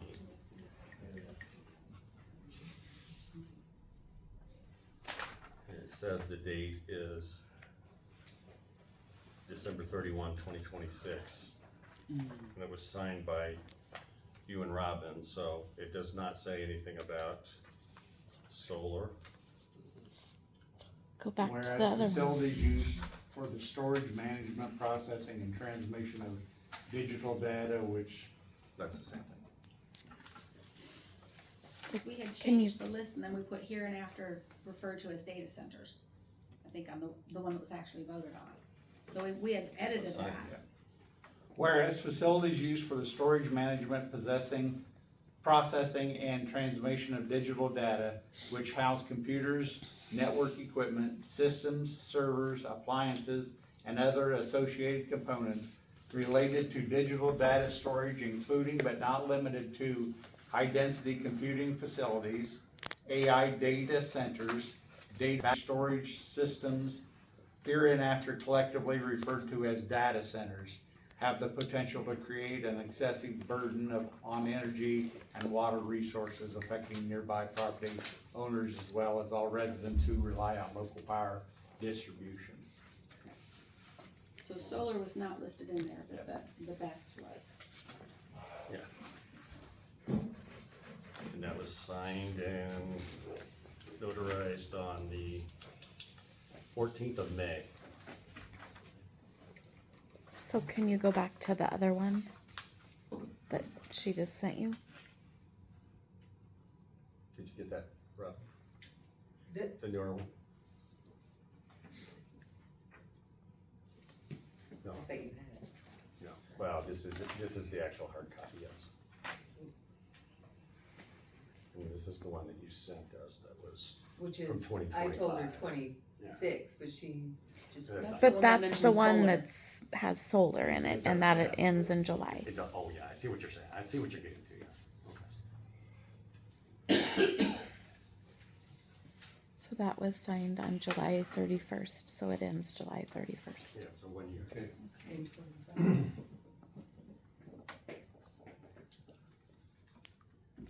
So basically solar's left out, no, is what you're saying. Correct.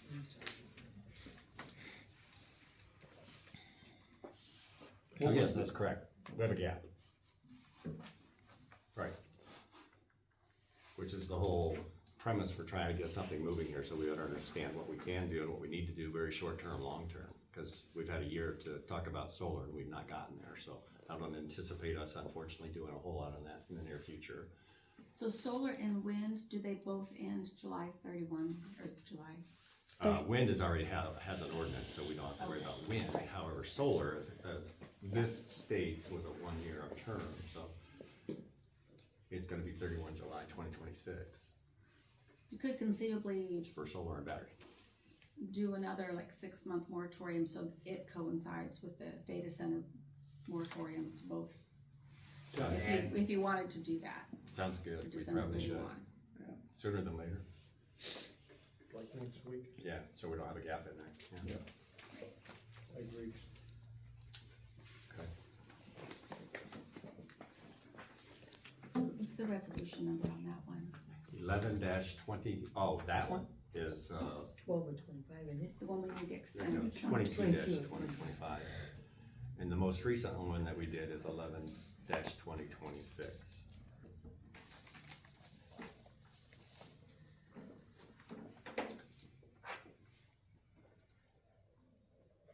So Becky, you'll put together a similar document, including that then, right?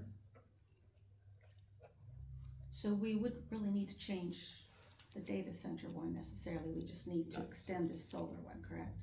Yeah. So we could just do extending the 22-2025 to December 31. Am I following correctly? And including the solar, yeah. Well, that is. That is solar. That one is solar. It's about with the solar coinciding with the others.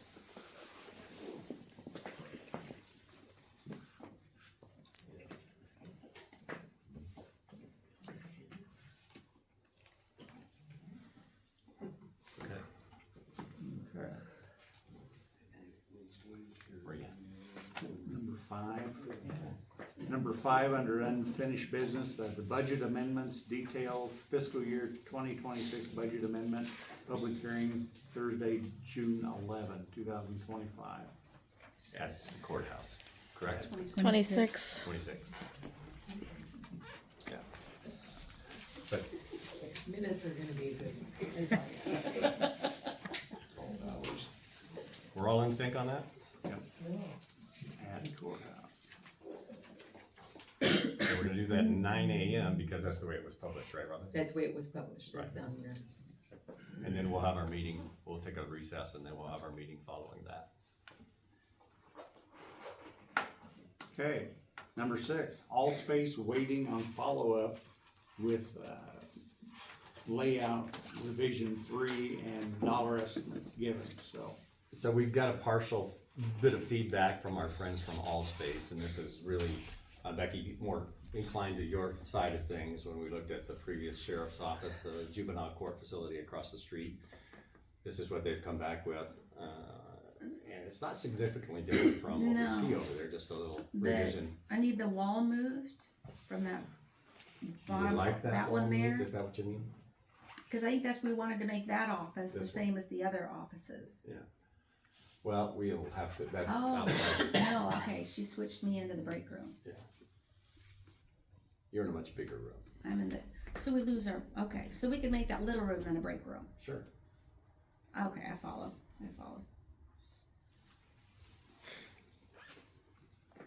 So we're still waiting on an update on a layout for the courthouse itself, Okay, as we talked about with the west side in your previous offices where the attorney is, turning that into the IT, the VSO, and a meeting room. And we did get some cost estimates back, and so far that's very minimal as compared to what maybe some of those rumors were. The estimate that she's given us so far is like $14,000. So I know there's probably some painting, but our folks in the recorder's office were very creative when they did their office. So maybe we could all get creative and have a paint day. It was like isn't that like a hug fin thing or something? I don't know. I'm really digging this. anyhow, they're on track, they're getting us some information, at least we're getting some feedback here. And some opportunities to further evaluate what we can do with the space that we have to better allocate and utilize it.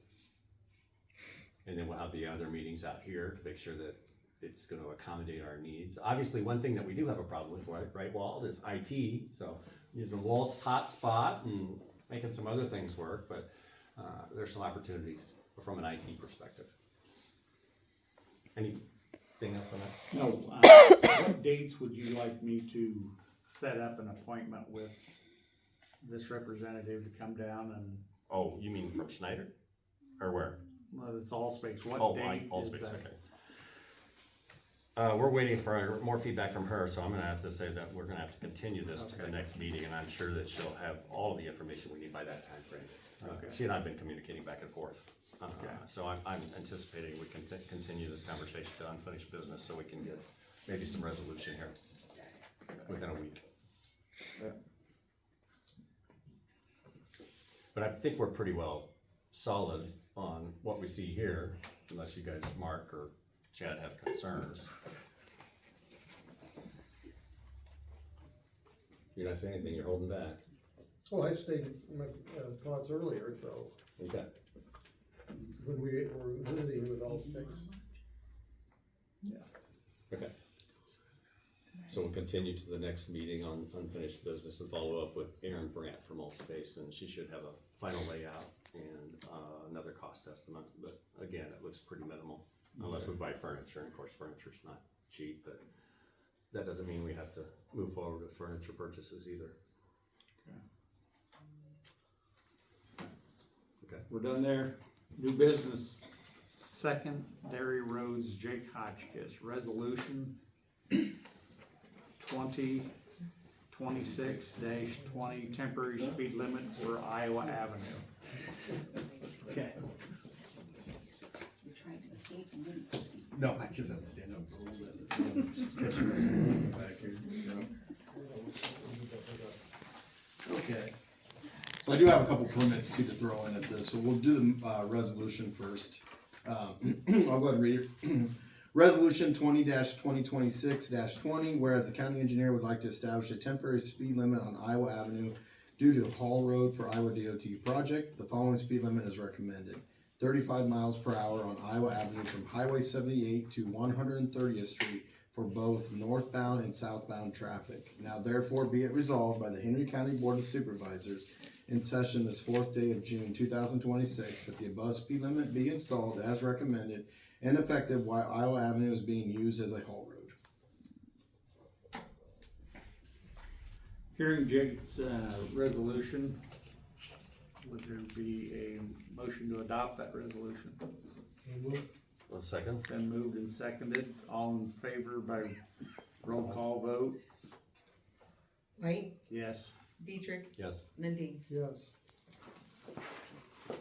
You guys want to sign? Pass it over there. And then I have a couple of permits here. So one's with Access Energy. Again, this is another service here going across overhead. And then a septic outlet into the county right of way that we have the letter attached to as well. Jake, what's the date for the speed limit change on Iowa Ave? Unknown right now. So when we actually get the signs put up, then it's enforceable. So we're gonna put the signs up when they start operations, which would be moving equipment in. But we haven't gotten a date yet. But they were saying sometime in June, but we haven't heard anything at this point. Will you let me know when Yep. that occurs, please? Yep, no, for sure, yeah, we'll give you an email on that. Because it says the 4th day of June is when it's effective, right? That's when you guys pass the resolution, I guess, technically the signs aren't gonna go up until we actually get them out there on the road itself, so, there wouldn't be any way to let the public know at this point.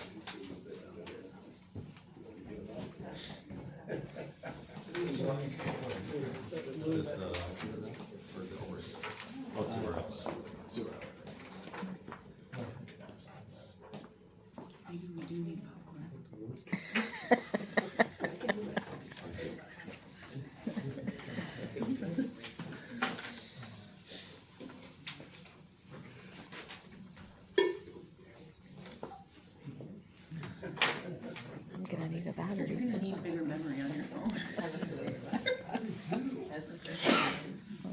I like that. Thank you all. Gotta pay for them, so.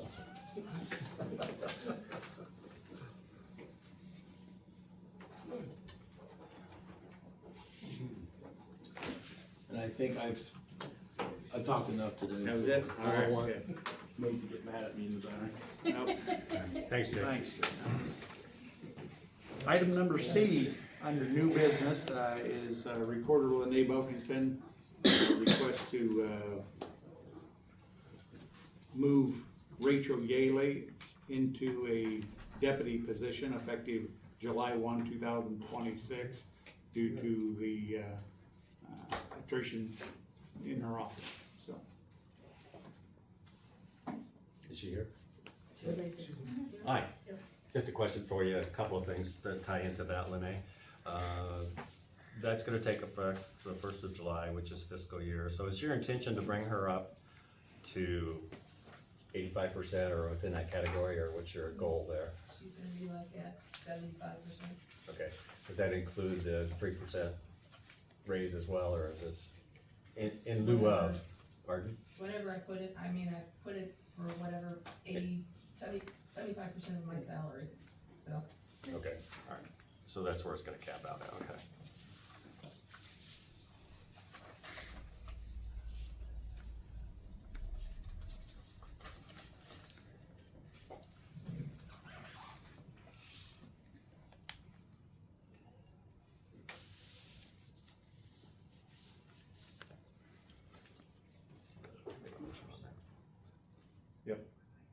Steve makes a motion to, approve that Rachel Yaley be put into the deputy recorder position effective July 1, 2026.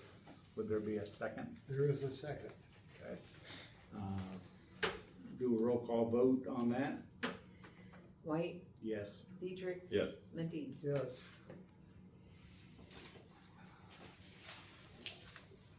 And Lene, that did pass.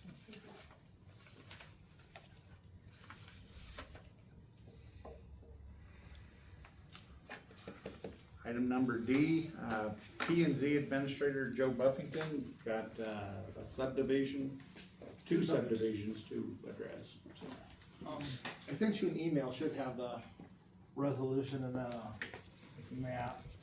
And you guys should have copies of the resolution. Yep, they have them. Okay. First is, Martin Meadows.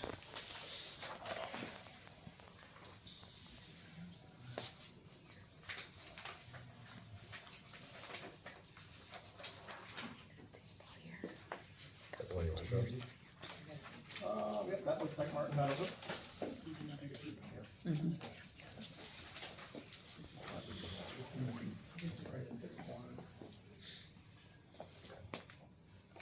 There's an aerial of this one if you wanna, anybody wants to see it. Yeah, go ahead and bring the arrow up.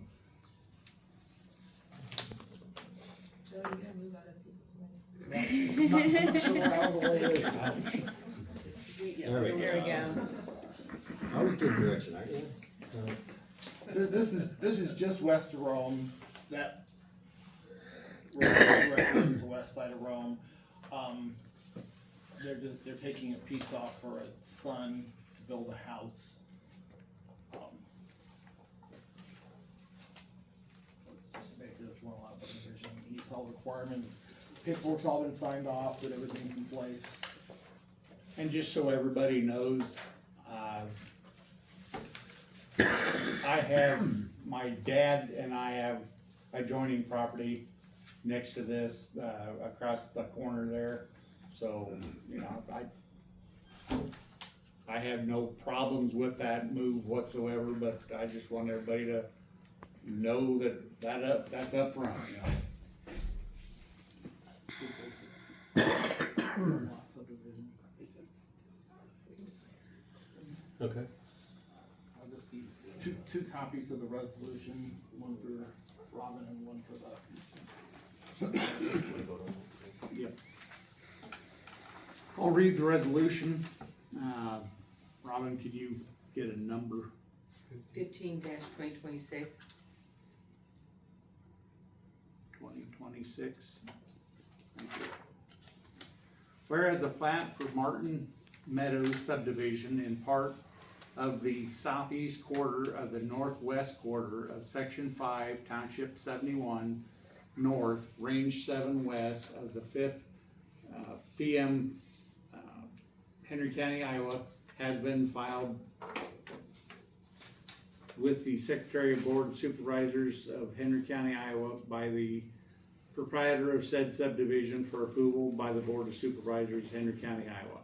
Whereas the Board of Supervisors have examined said plat and proofs filed therein, and being fully appraised of the provisions of Chapter 354 Code of Iowa, 2023 edition, finds that said plat as filed meets all requirements for the statutes of the Henry County, Iowa zoning ordinances, said real estate being located in the ag district, and that all things required by the board have been done and performed by the proprietor of said subdivision. And whereas Joseph Buffington, Planning and Zoning Administrator for Henry County, Iowa, has reviewed said final plat, and it has been approved by him in his official capacity as Planning and Zoning Administrator. Now therefore be it resolved by the Board of Supervisors of Henry County, Iowa, that the attached plat of Martin Meadows subdivision is hereby approved, and the chairman and secretary are hereby directed to certify the resolution, which shall be affixed this date. So, having read the resolution, heard that, would there be a motion to adopt resolution 15/2026, the Martin Meadow subdivision? So moved. Second. Been moved and seconded, roll call vote for approval. White, Yes. Lindeen, Yes. Dietrich. Yes.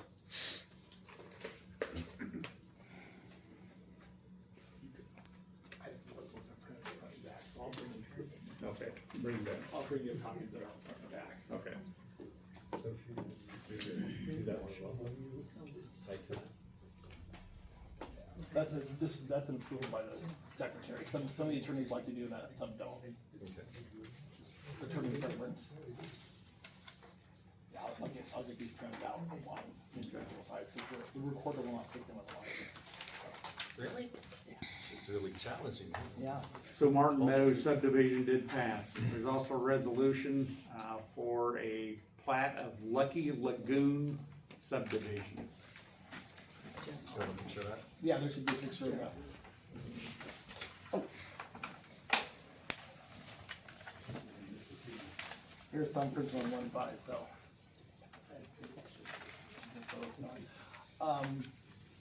This one is directly east of Salem. You can see that purple line there, that's the east boundary of Salem. The red area is what's being subdivided off for a new house. Meets all the requirements. How many acres is that, Joe? Let's see it.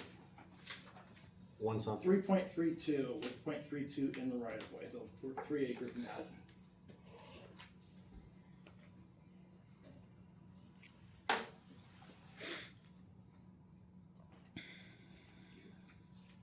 I'll read the resolution hereat.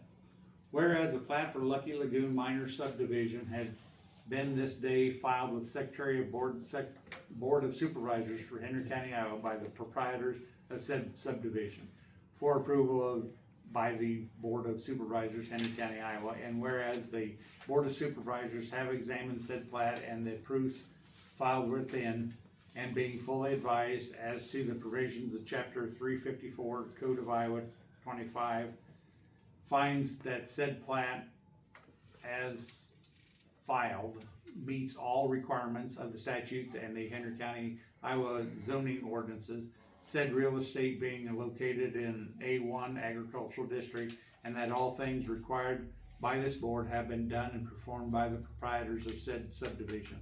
Now therefore be it resolved by the Board of Supervisors of Henry County, Iowa, that the attached plat of Lucky Lagoon minor subdivision be, and the same be hereby expressed, approved, and the chairman and secretary are hereby directed to certify this resolution, which shall be affixed to this plat, passed the 4th day of June 2026. So, carrying that resolution, Do you have a resolution number on that? Yeah, 16-2026.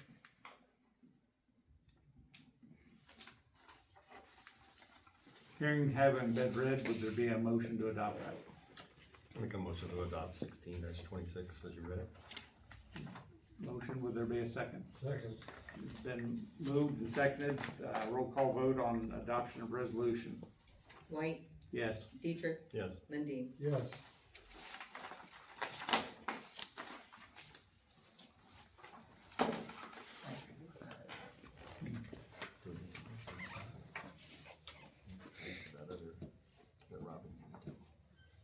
This one you can sign, 'cause it's on this one side of the page, so. Okay.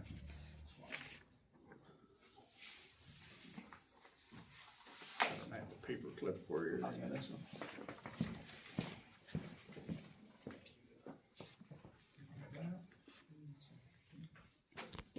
Don't if you need a copy, no copy machine. Yeah, it's an original. I think that's the first one. Yes.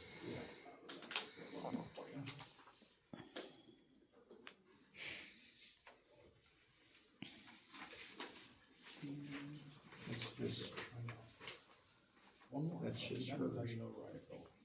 that's just her signature. Yeah, that's fine. Yeah, I think so. But you got it. No. Right.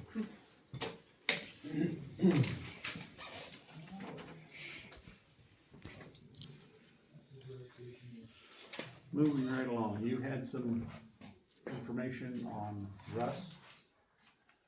Yeah, I've talked to the Russ folks. They are interested in talking with us in reference to planning and zoning. I know they do planning and zoning for Louisa County directly, so they charge them $60,000 a year to do the planning and zoning. So something I'd like to bring those folks in so we can talk about and better understand what the options are from a long-term perspective.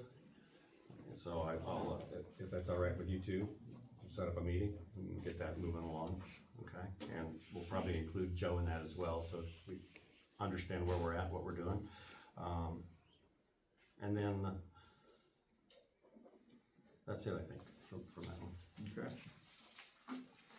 Was there any other new business that? None? It's none for me. Committee updates, Mr. Dietrich. I attended the Southeast Iowa Regional Planning last week, and we talked very specifically about projects that are going on within the county, and Jake's been involved in that a little bit, especially when we start talking about some of the roads and some of the things that we're doing for the transportation aspect, and we're doing some work on prioritizing, and we're starting to look at some prioritization for next year as well, so we'll probably include you again, Jake, on some projects that you may have in mind that we can keep in the loop, but also maybe update us, you know, where we're at.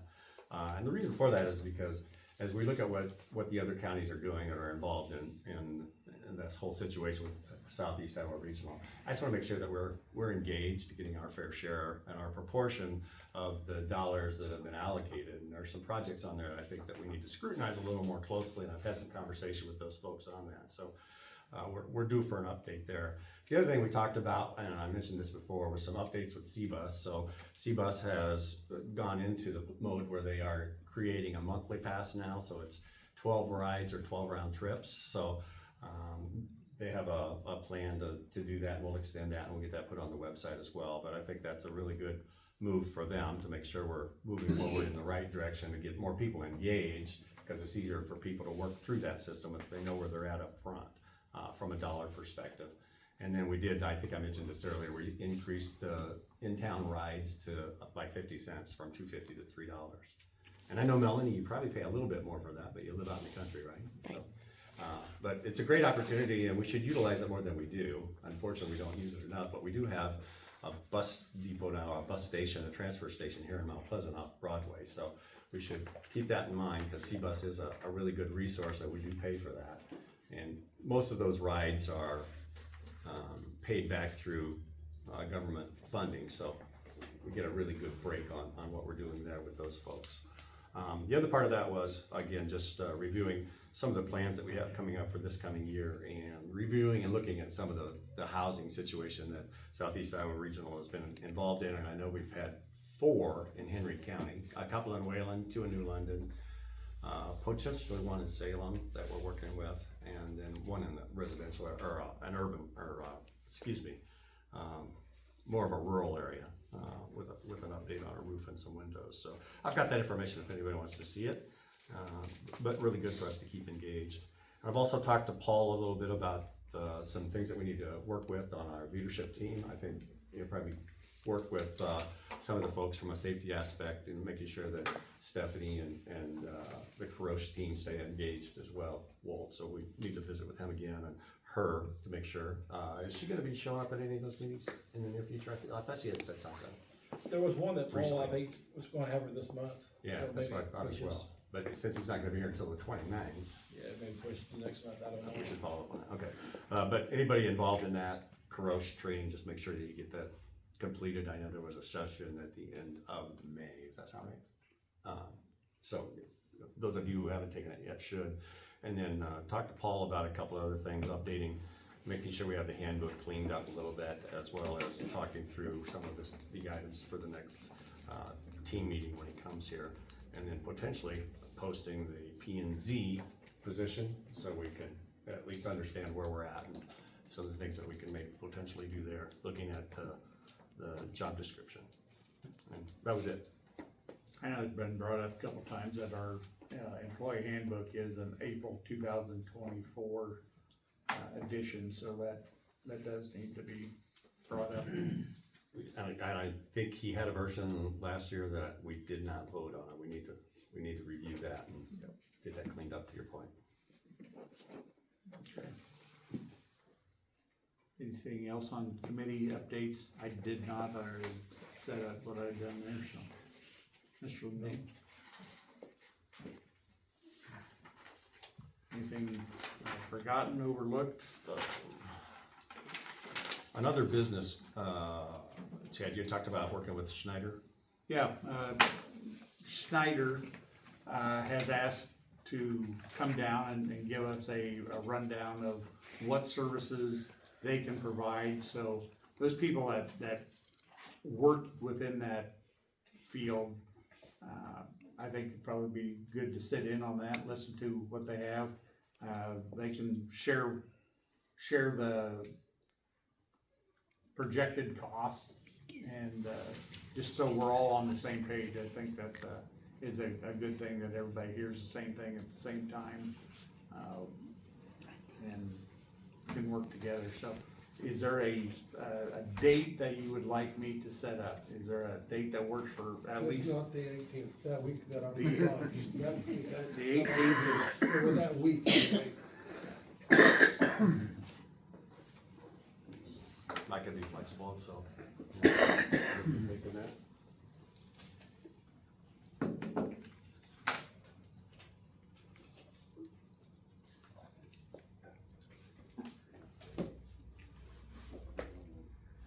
would you object to, would the 15th work? I'm not sure when you were leaving. Well, it's a little iffy yet, but, Okay. yeah, I can make the 15th work. I'm leaving that next morning. Or would even the 8th work better for it? I don't care. I'm fine with you. Okay. You want to send it out? Go ahead. I'll set something up for the 15th, if Yeah, that, morning or after? in the morning, if at all possible, and I'll let, 15th morning, okay. Maybe coming off in the morning. yeah. It'll be later in the morning, probably. Mr. Chairman, is that June 15th, please? Yes. Is it possible myself and the 911 coordinator could be part of that meeting? Oh, I would like you to be, and Jay, anybody that wants to listen, that, I think that'd be a good idea. That way I say, everybody hears the same information, there's, same page of music. And I think, Nathan falls in that same group, and I know Robin does as well, and Tracy probably for you, Jay, so I'm sure we'll get a. So once you confirm, will you let us all know for certain, please? Yep. Thank you.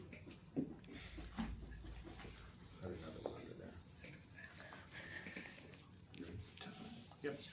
All right, another conversation under other comments and other business. I I got a couple of phone calls in reference to this. I was a little bit unfamiliar with this, but apparently there's some controversy on a $7,500 contribution to Main Street, and I see we have a couple of folks in the room that would love to say hello. Hello. I was blindsided by it. What is this about?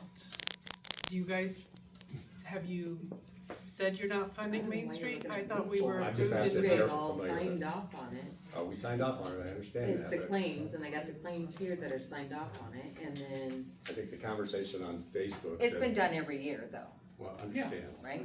Yeah. The Okay. conversation that we saw is that it had been discussed and Right. we were familiar with it, and I think, Mark, I don't know if you're totally familiar with the I'm not sure situation. how it got on Channel on- 9's radar. Yeah, it was on TV, right? Yeah, The yeah. news channel picked it up, I heard about that. yeah. That's what I'm saying. So, I don't know if you have any insight there. I have none. I was kind of blindsided by that as Yeah, well. I was, However, I read it like everybody else, like, yeah, so maybe we can ask Becky for a little guidance here, but we had talked about doing 28E agreements, correct, with contributions? So my understanding is that this contribution comes out of lost funds, which is community betterment, right? Correct. So I'm not sure how we're in violation of a, I don't either, because we've always looked at it that way as economic development, which the public voted on back in 14 for that purpose, so, maybe it was a It's something- miscommunication between the, how Yeah, the audit got written and what they didn't see or something, I don't know, but we've done it for, okay, 24 how long years. you been in yeah. existence? I think it probably all goes back to that, is AG opinion letter, I believe, from 2020, where they're saying that, county money is not to be just donated to nonprofits anymore. I've got to really dig into it more. I just saw a little blurb of the article that you're talking about this morning, so I haven't even read that yet. But we may need to draft up some kind of an agreement that's signed when you want to give money. There has to be a showing that there's like mutual benefit on both sides. So we may need to draft something up showing or explaining what that mutual benefit is on both sides, for the benefit of the county as well as for the benefit of the nonprofit, just to make sure everything's covered and kosher. Certainly something I think we can do. We need to do a little bit of work on it.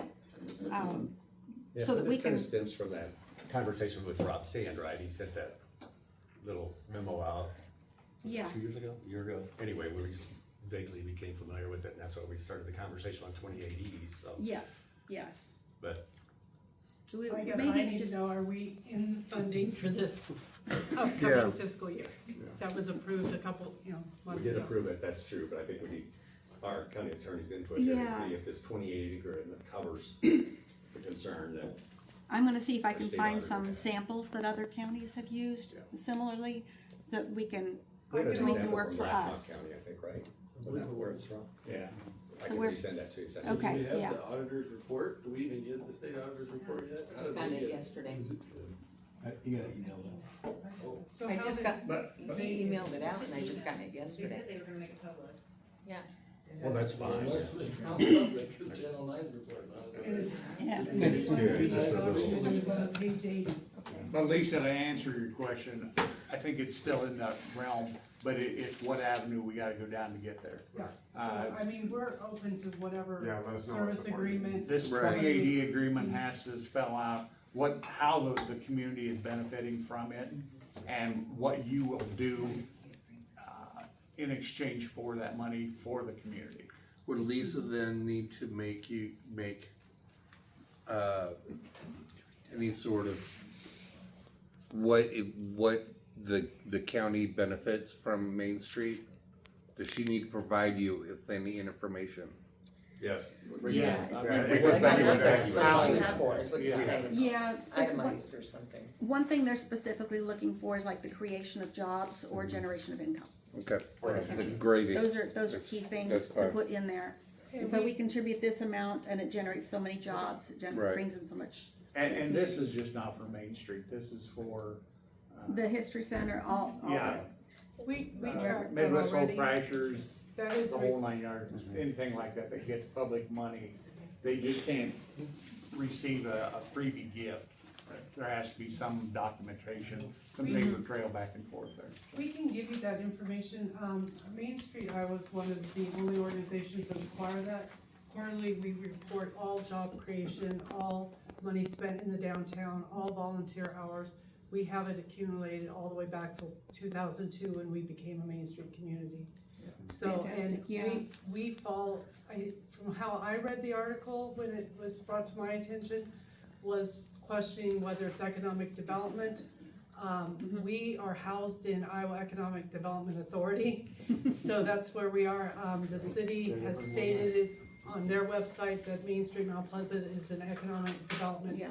organization. I think it's just the red tape paperwork We of need to some get that kind of contract. Actual agreement Yes. drafted and signed, and then Yes. that's We back can- up. We So, can give you our cumulative, Yeah. data at any time. And all the auditor state reports are readily available online, so anybody can dig Yeah, through it I'm and just find whatever. surprised that the news picks that up, and I. And the way that reading it- article was Yeah. written, it almost looked like you guys had already given a response. Yeah, it and, like, did. Nobody's even read it, so. No, Yeah, that's what. yeah, I love how the articles don't have any dates. No dates, yeah. They don't have any details. It's But it just- creates a firestorm. It does, Online. yeah. Yeah, my phone just sprang off the hook from the point that went public, asking me about it, so that's why I'm here today. Yeah, you and me both, yeah. Yeah, A little it's like, surprised, okay. but, Yeah. Well, I think we've addressed it and we'll work with Becky to. Yeah, Okay. I'll make sure I get your contact info. Sure. Thanks for being here though. Yeah. Okay, I did have one other thing, and I'm sure I can use some direction on this one, I'm not quite sure, but when we do election night, primary night, whatever the case may be, and we have, and this came to me from some other folks, we have media in the auditor's office. How do we choose who goes in and who doesn't go into the auditor's office? He when was it comes working to- for an AP Okay. Who, he? election, Oh. as you're stating, one of the reporters there that night. Right, But before you got there, he came in and it was disruptive, okay, and we could not get our stuff done. understand, totally. And that's how we. But the somewhat question came to me, choose. so So we can get should to address the- it publicly so everybody understands. I'm not familiar with any of it, fill me in a bit. Our local Southeast Iowa courier person was there, but you said he worked for AP that night, right? Correct? AP letter, he Yeah. was supposed to be voting, and I've already discussed this with the lady yesterday Mhm. that was ahead of him receiving that letter. She said next time she would rather just reach out to me to see who would be the best fit. But the reason was because he was disruptive and not It allowing was you guys to disruption. get your work done. It was disruption, Totally and that was understand. before you guys all came to the courthouse. Yeah. Yep, understand, just so everybody now is aware. But we're not selecting, it's just like if you wanna participate. She totally you need to- understood about it, You need to follow the rules. right? Okay, Would the understand. standard practice be to, like, ahead of time, the day before something, say, I'd like to have a press This is something that appearance in- the within the national office for elections that? had Yeah. picked out just this one person to always constantly tell them from hour to hour of what's going on. Mm-hmm. When we don't have, election results until actually 8 o'clock, and then after that, we are busy around the clock, until we are done. I mean, Yeah. but he was very disruptive, Yeah. and she said the next time she'll call me, Okay. and she was totally understandable. I'm just assuming that it's arranged ahead of time, who can be in there. or But should be it was in there. arranged ahead of time, but it wasn't asked about. Does that make sense? Okay, okay, Yeah. like not confirmed. It wasn't or agreed anything. upon. Okay, Okay, that's good to know. that makes Thanks. sense. I agree. I wanna roll back to, the VSO officer with Jim Honora. So, is it his position to put a posting for Roger's position out, or? Yeah, it should be. Technically, it should be. It Is should that be. his It's their, job? it's I the mean- board of commissioners Okay, that I- make that posting. And I hire mean, them. And then they'll walk it in and they walk it into me and then I post it for them. Okay, so I But they just wanted wanted to to leave make that sure that posting out a little bit longer. I knew whose position that was. If it was mine, I didn't wanna, you know. Set the But plans. if that's Jim Honorato, I'll confirm with him that he needs to put together whatever, release he wants to make and, make that move forward then. Right. Okay. Do we need to work, I I understand what you're all saying here. Do we need to work with Paul on that as well, so he's familiar with it, and he can help support that? They've been told that prior. Pardon? They've been told that prior to work with Paul, or Okay. anything like that. So you've talked to Jim in the past? In the past. Okay. Whether it's followed through with is another story. And I'll remind him again that the Paul is a resource that We could work through some. Okay, yeah, just so we're all kind of in the same process and we keep things flowing. Yep. That'd be great. Is there anything else that you had? No, sir. Mark, was there anything else? Robin? Nope. Nothing? Public comments? Yes, ma'am. Yeah, Tracy Lamb from the Hawkeye newspaper. Two things. One, some clarification, because I didn't really get it. Are you having a public meeting about your moratorium, or are you having a public hearing? Because those are two different things. You will be required to publish notice of publication if you're holding a hearing. And I didn't really get a sense from your conversation what you decided. That's what this clarification. In my mind, it is a meeting because there's really not issues to discuss. I think it's just a gathering of ideas and a sharing of ideas, Okay. not a specific issue. It's not a public hearing. Right. Okay, so the second thing is about the audit, from the state auditor of the county. The way I understand it, those happen every 5 years for every municipality in the state. The state conducts an audit. So, I'm sure, it's annually, okay, so it's annually. So, it's not a surprise that this happened. The finding is actually that the contribution from the county to Main Street is a violation of the Constitution. And I guess what my question is there's answers back to these findings that are part of the audit document. Who in the county answers back? Somebody had to have made those, answers. There's like, I think it's I got it on my phone. We get it. It comes, the whole audit comes to every media outlet in the state. And,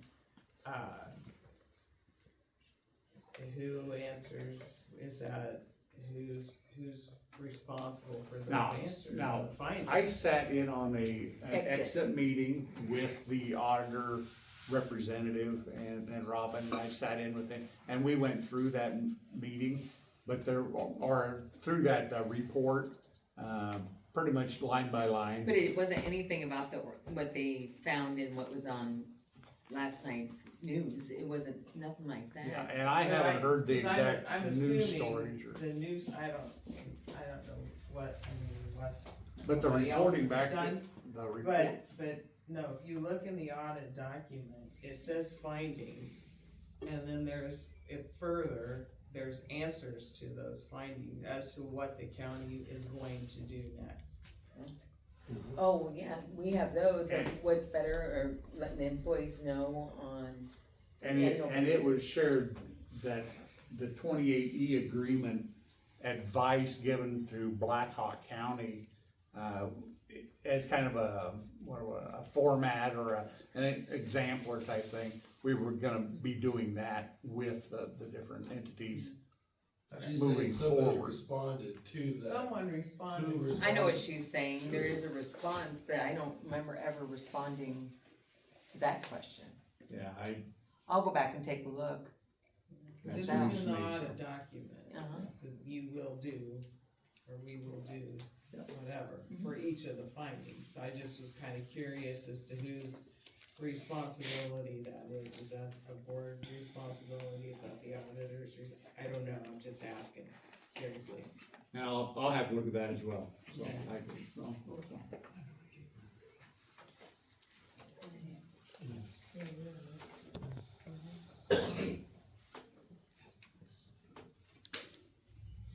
Thank you.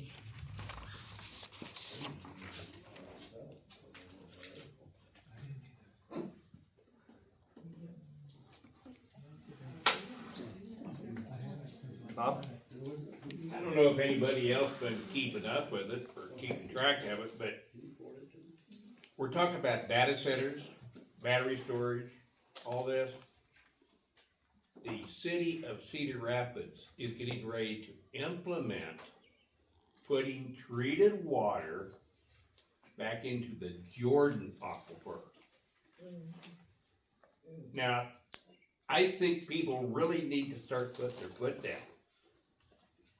Because to put treated water back into that Jordan, that's gonna affect us all. We need to put some stops to this. Thank you. Hey, I saw your hand go up. Melanie wanted to go. I just had a question to follow up with Tracy's question about the public meeting. What format will that take? Like, will people need to sign up to speak, or it'll be an interactive discussion, or do you have a plan for how that will go? I think we can sit and pretty informal gather. Okay. I Just so don't think there's a the need to public's aware. overcomplicate Okay. things. Yeah, I think we wanna just gather information and get this, not just the sentiment, but I know y'all have good database input to share, and we can use that from a reference standpoint for future discussion. So I think it's just a good opportunity for everybody to meet and talk and understand what we have available from resources. Okay. Does that answer your question? I think so, yes. Okay. Any other comments? My turn? Yep. Okay, the Waco School, they've done real well. They haven't asked for government assistance. They're not getting any as far as they know. The insurance company is shorting them on the rebuild on the press box. A couple of weeks ago, they took a bunch of kids up to the state track up at Drake. The athletic boosters paid for that. So they're short on money. They don't have a lot of money to help rebuild the press box. That's the big thing right now. And those people up there in Waco, you know, they're part of the county. Taxpayers too, they're our friends and neighbors, family, whatever. And they watch these videos, and Mark, they really appreciate what you're doing for your home school. So Jake, hand that over with you. They wanted to give you that T-shirt, appreciating what you do for that school, and they really do. And you guys don't have to give them tens of thousands of dollars. Give up a scoop of ice cream or something, you know, not, you know, put it all together in a little care package. Okay, enough about that. Okay, you mentioned the governor signing that bill so that Deputy Lopez can get reimbursed, and now we got this big expense.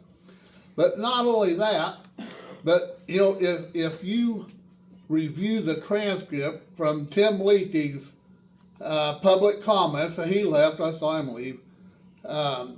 I wish he would have stayed here. This thing was planned where the county government bugged out because he's talking about job security. He quit for another job. He knew he wasn't going to get reelected. It's that simple. So not only do we have Deputy Lopez attorney fees to pay, $20,000 for a special election because he didn't fulfill his commitment. He took an oath, he was committed for 4 years, and he bugged out. It's pretty simple. Anyhow, and that's not to mention $80,000 in legal fees he cost the sheriff. So this guy, he needs to be held accountable. The county needs to look at a way to hold that guy accountable. All the money, besides, he wasn't even doing his job. He left the county attorney's office months behind. That wasn't good. And there's no excuse for that. He was collecting a pretty decent salary, wasn't fulfilling his obligation. The county needs to look at a way to hold him accountable. And you're welcome. Do you mean Darren Stater? Yes, you have the wrong man. Yeah. The what? Tim Lichty was not the county attorney. No, but he came in here February the 9th making excuses for the county attorney. And you can check that transcript, check the video, February 19th. There was a plan in place. They had a plan. Any further comments? Seeing none, I'd entertain a motion for adjournment. Second. All in favor of adjournment, indicate by aye. It's Aye. What's that?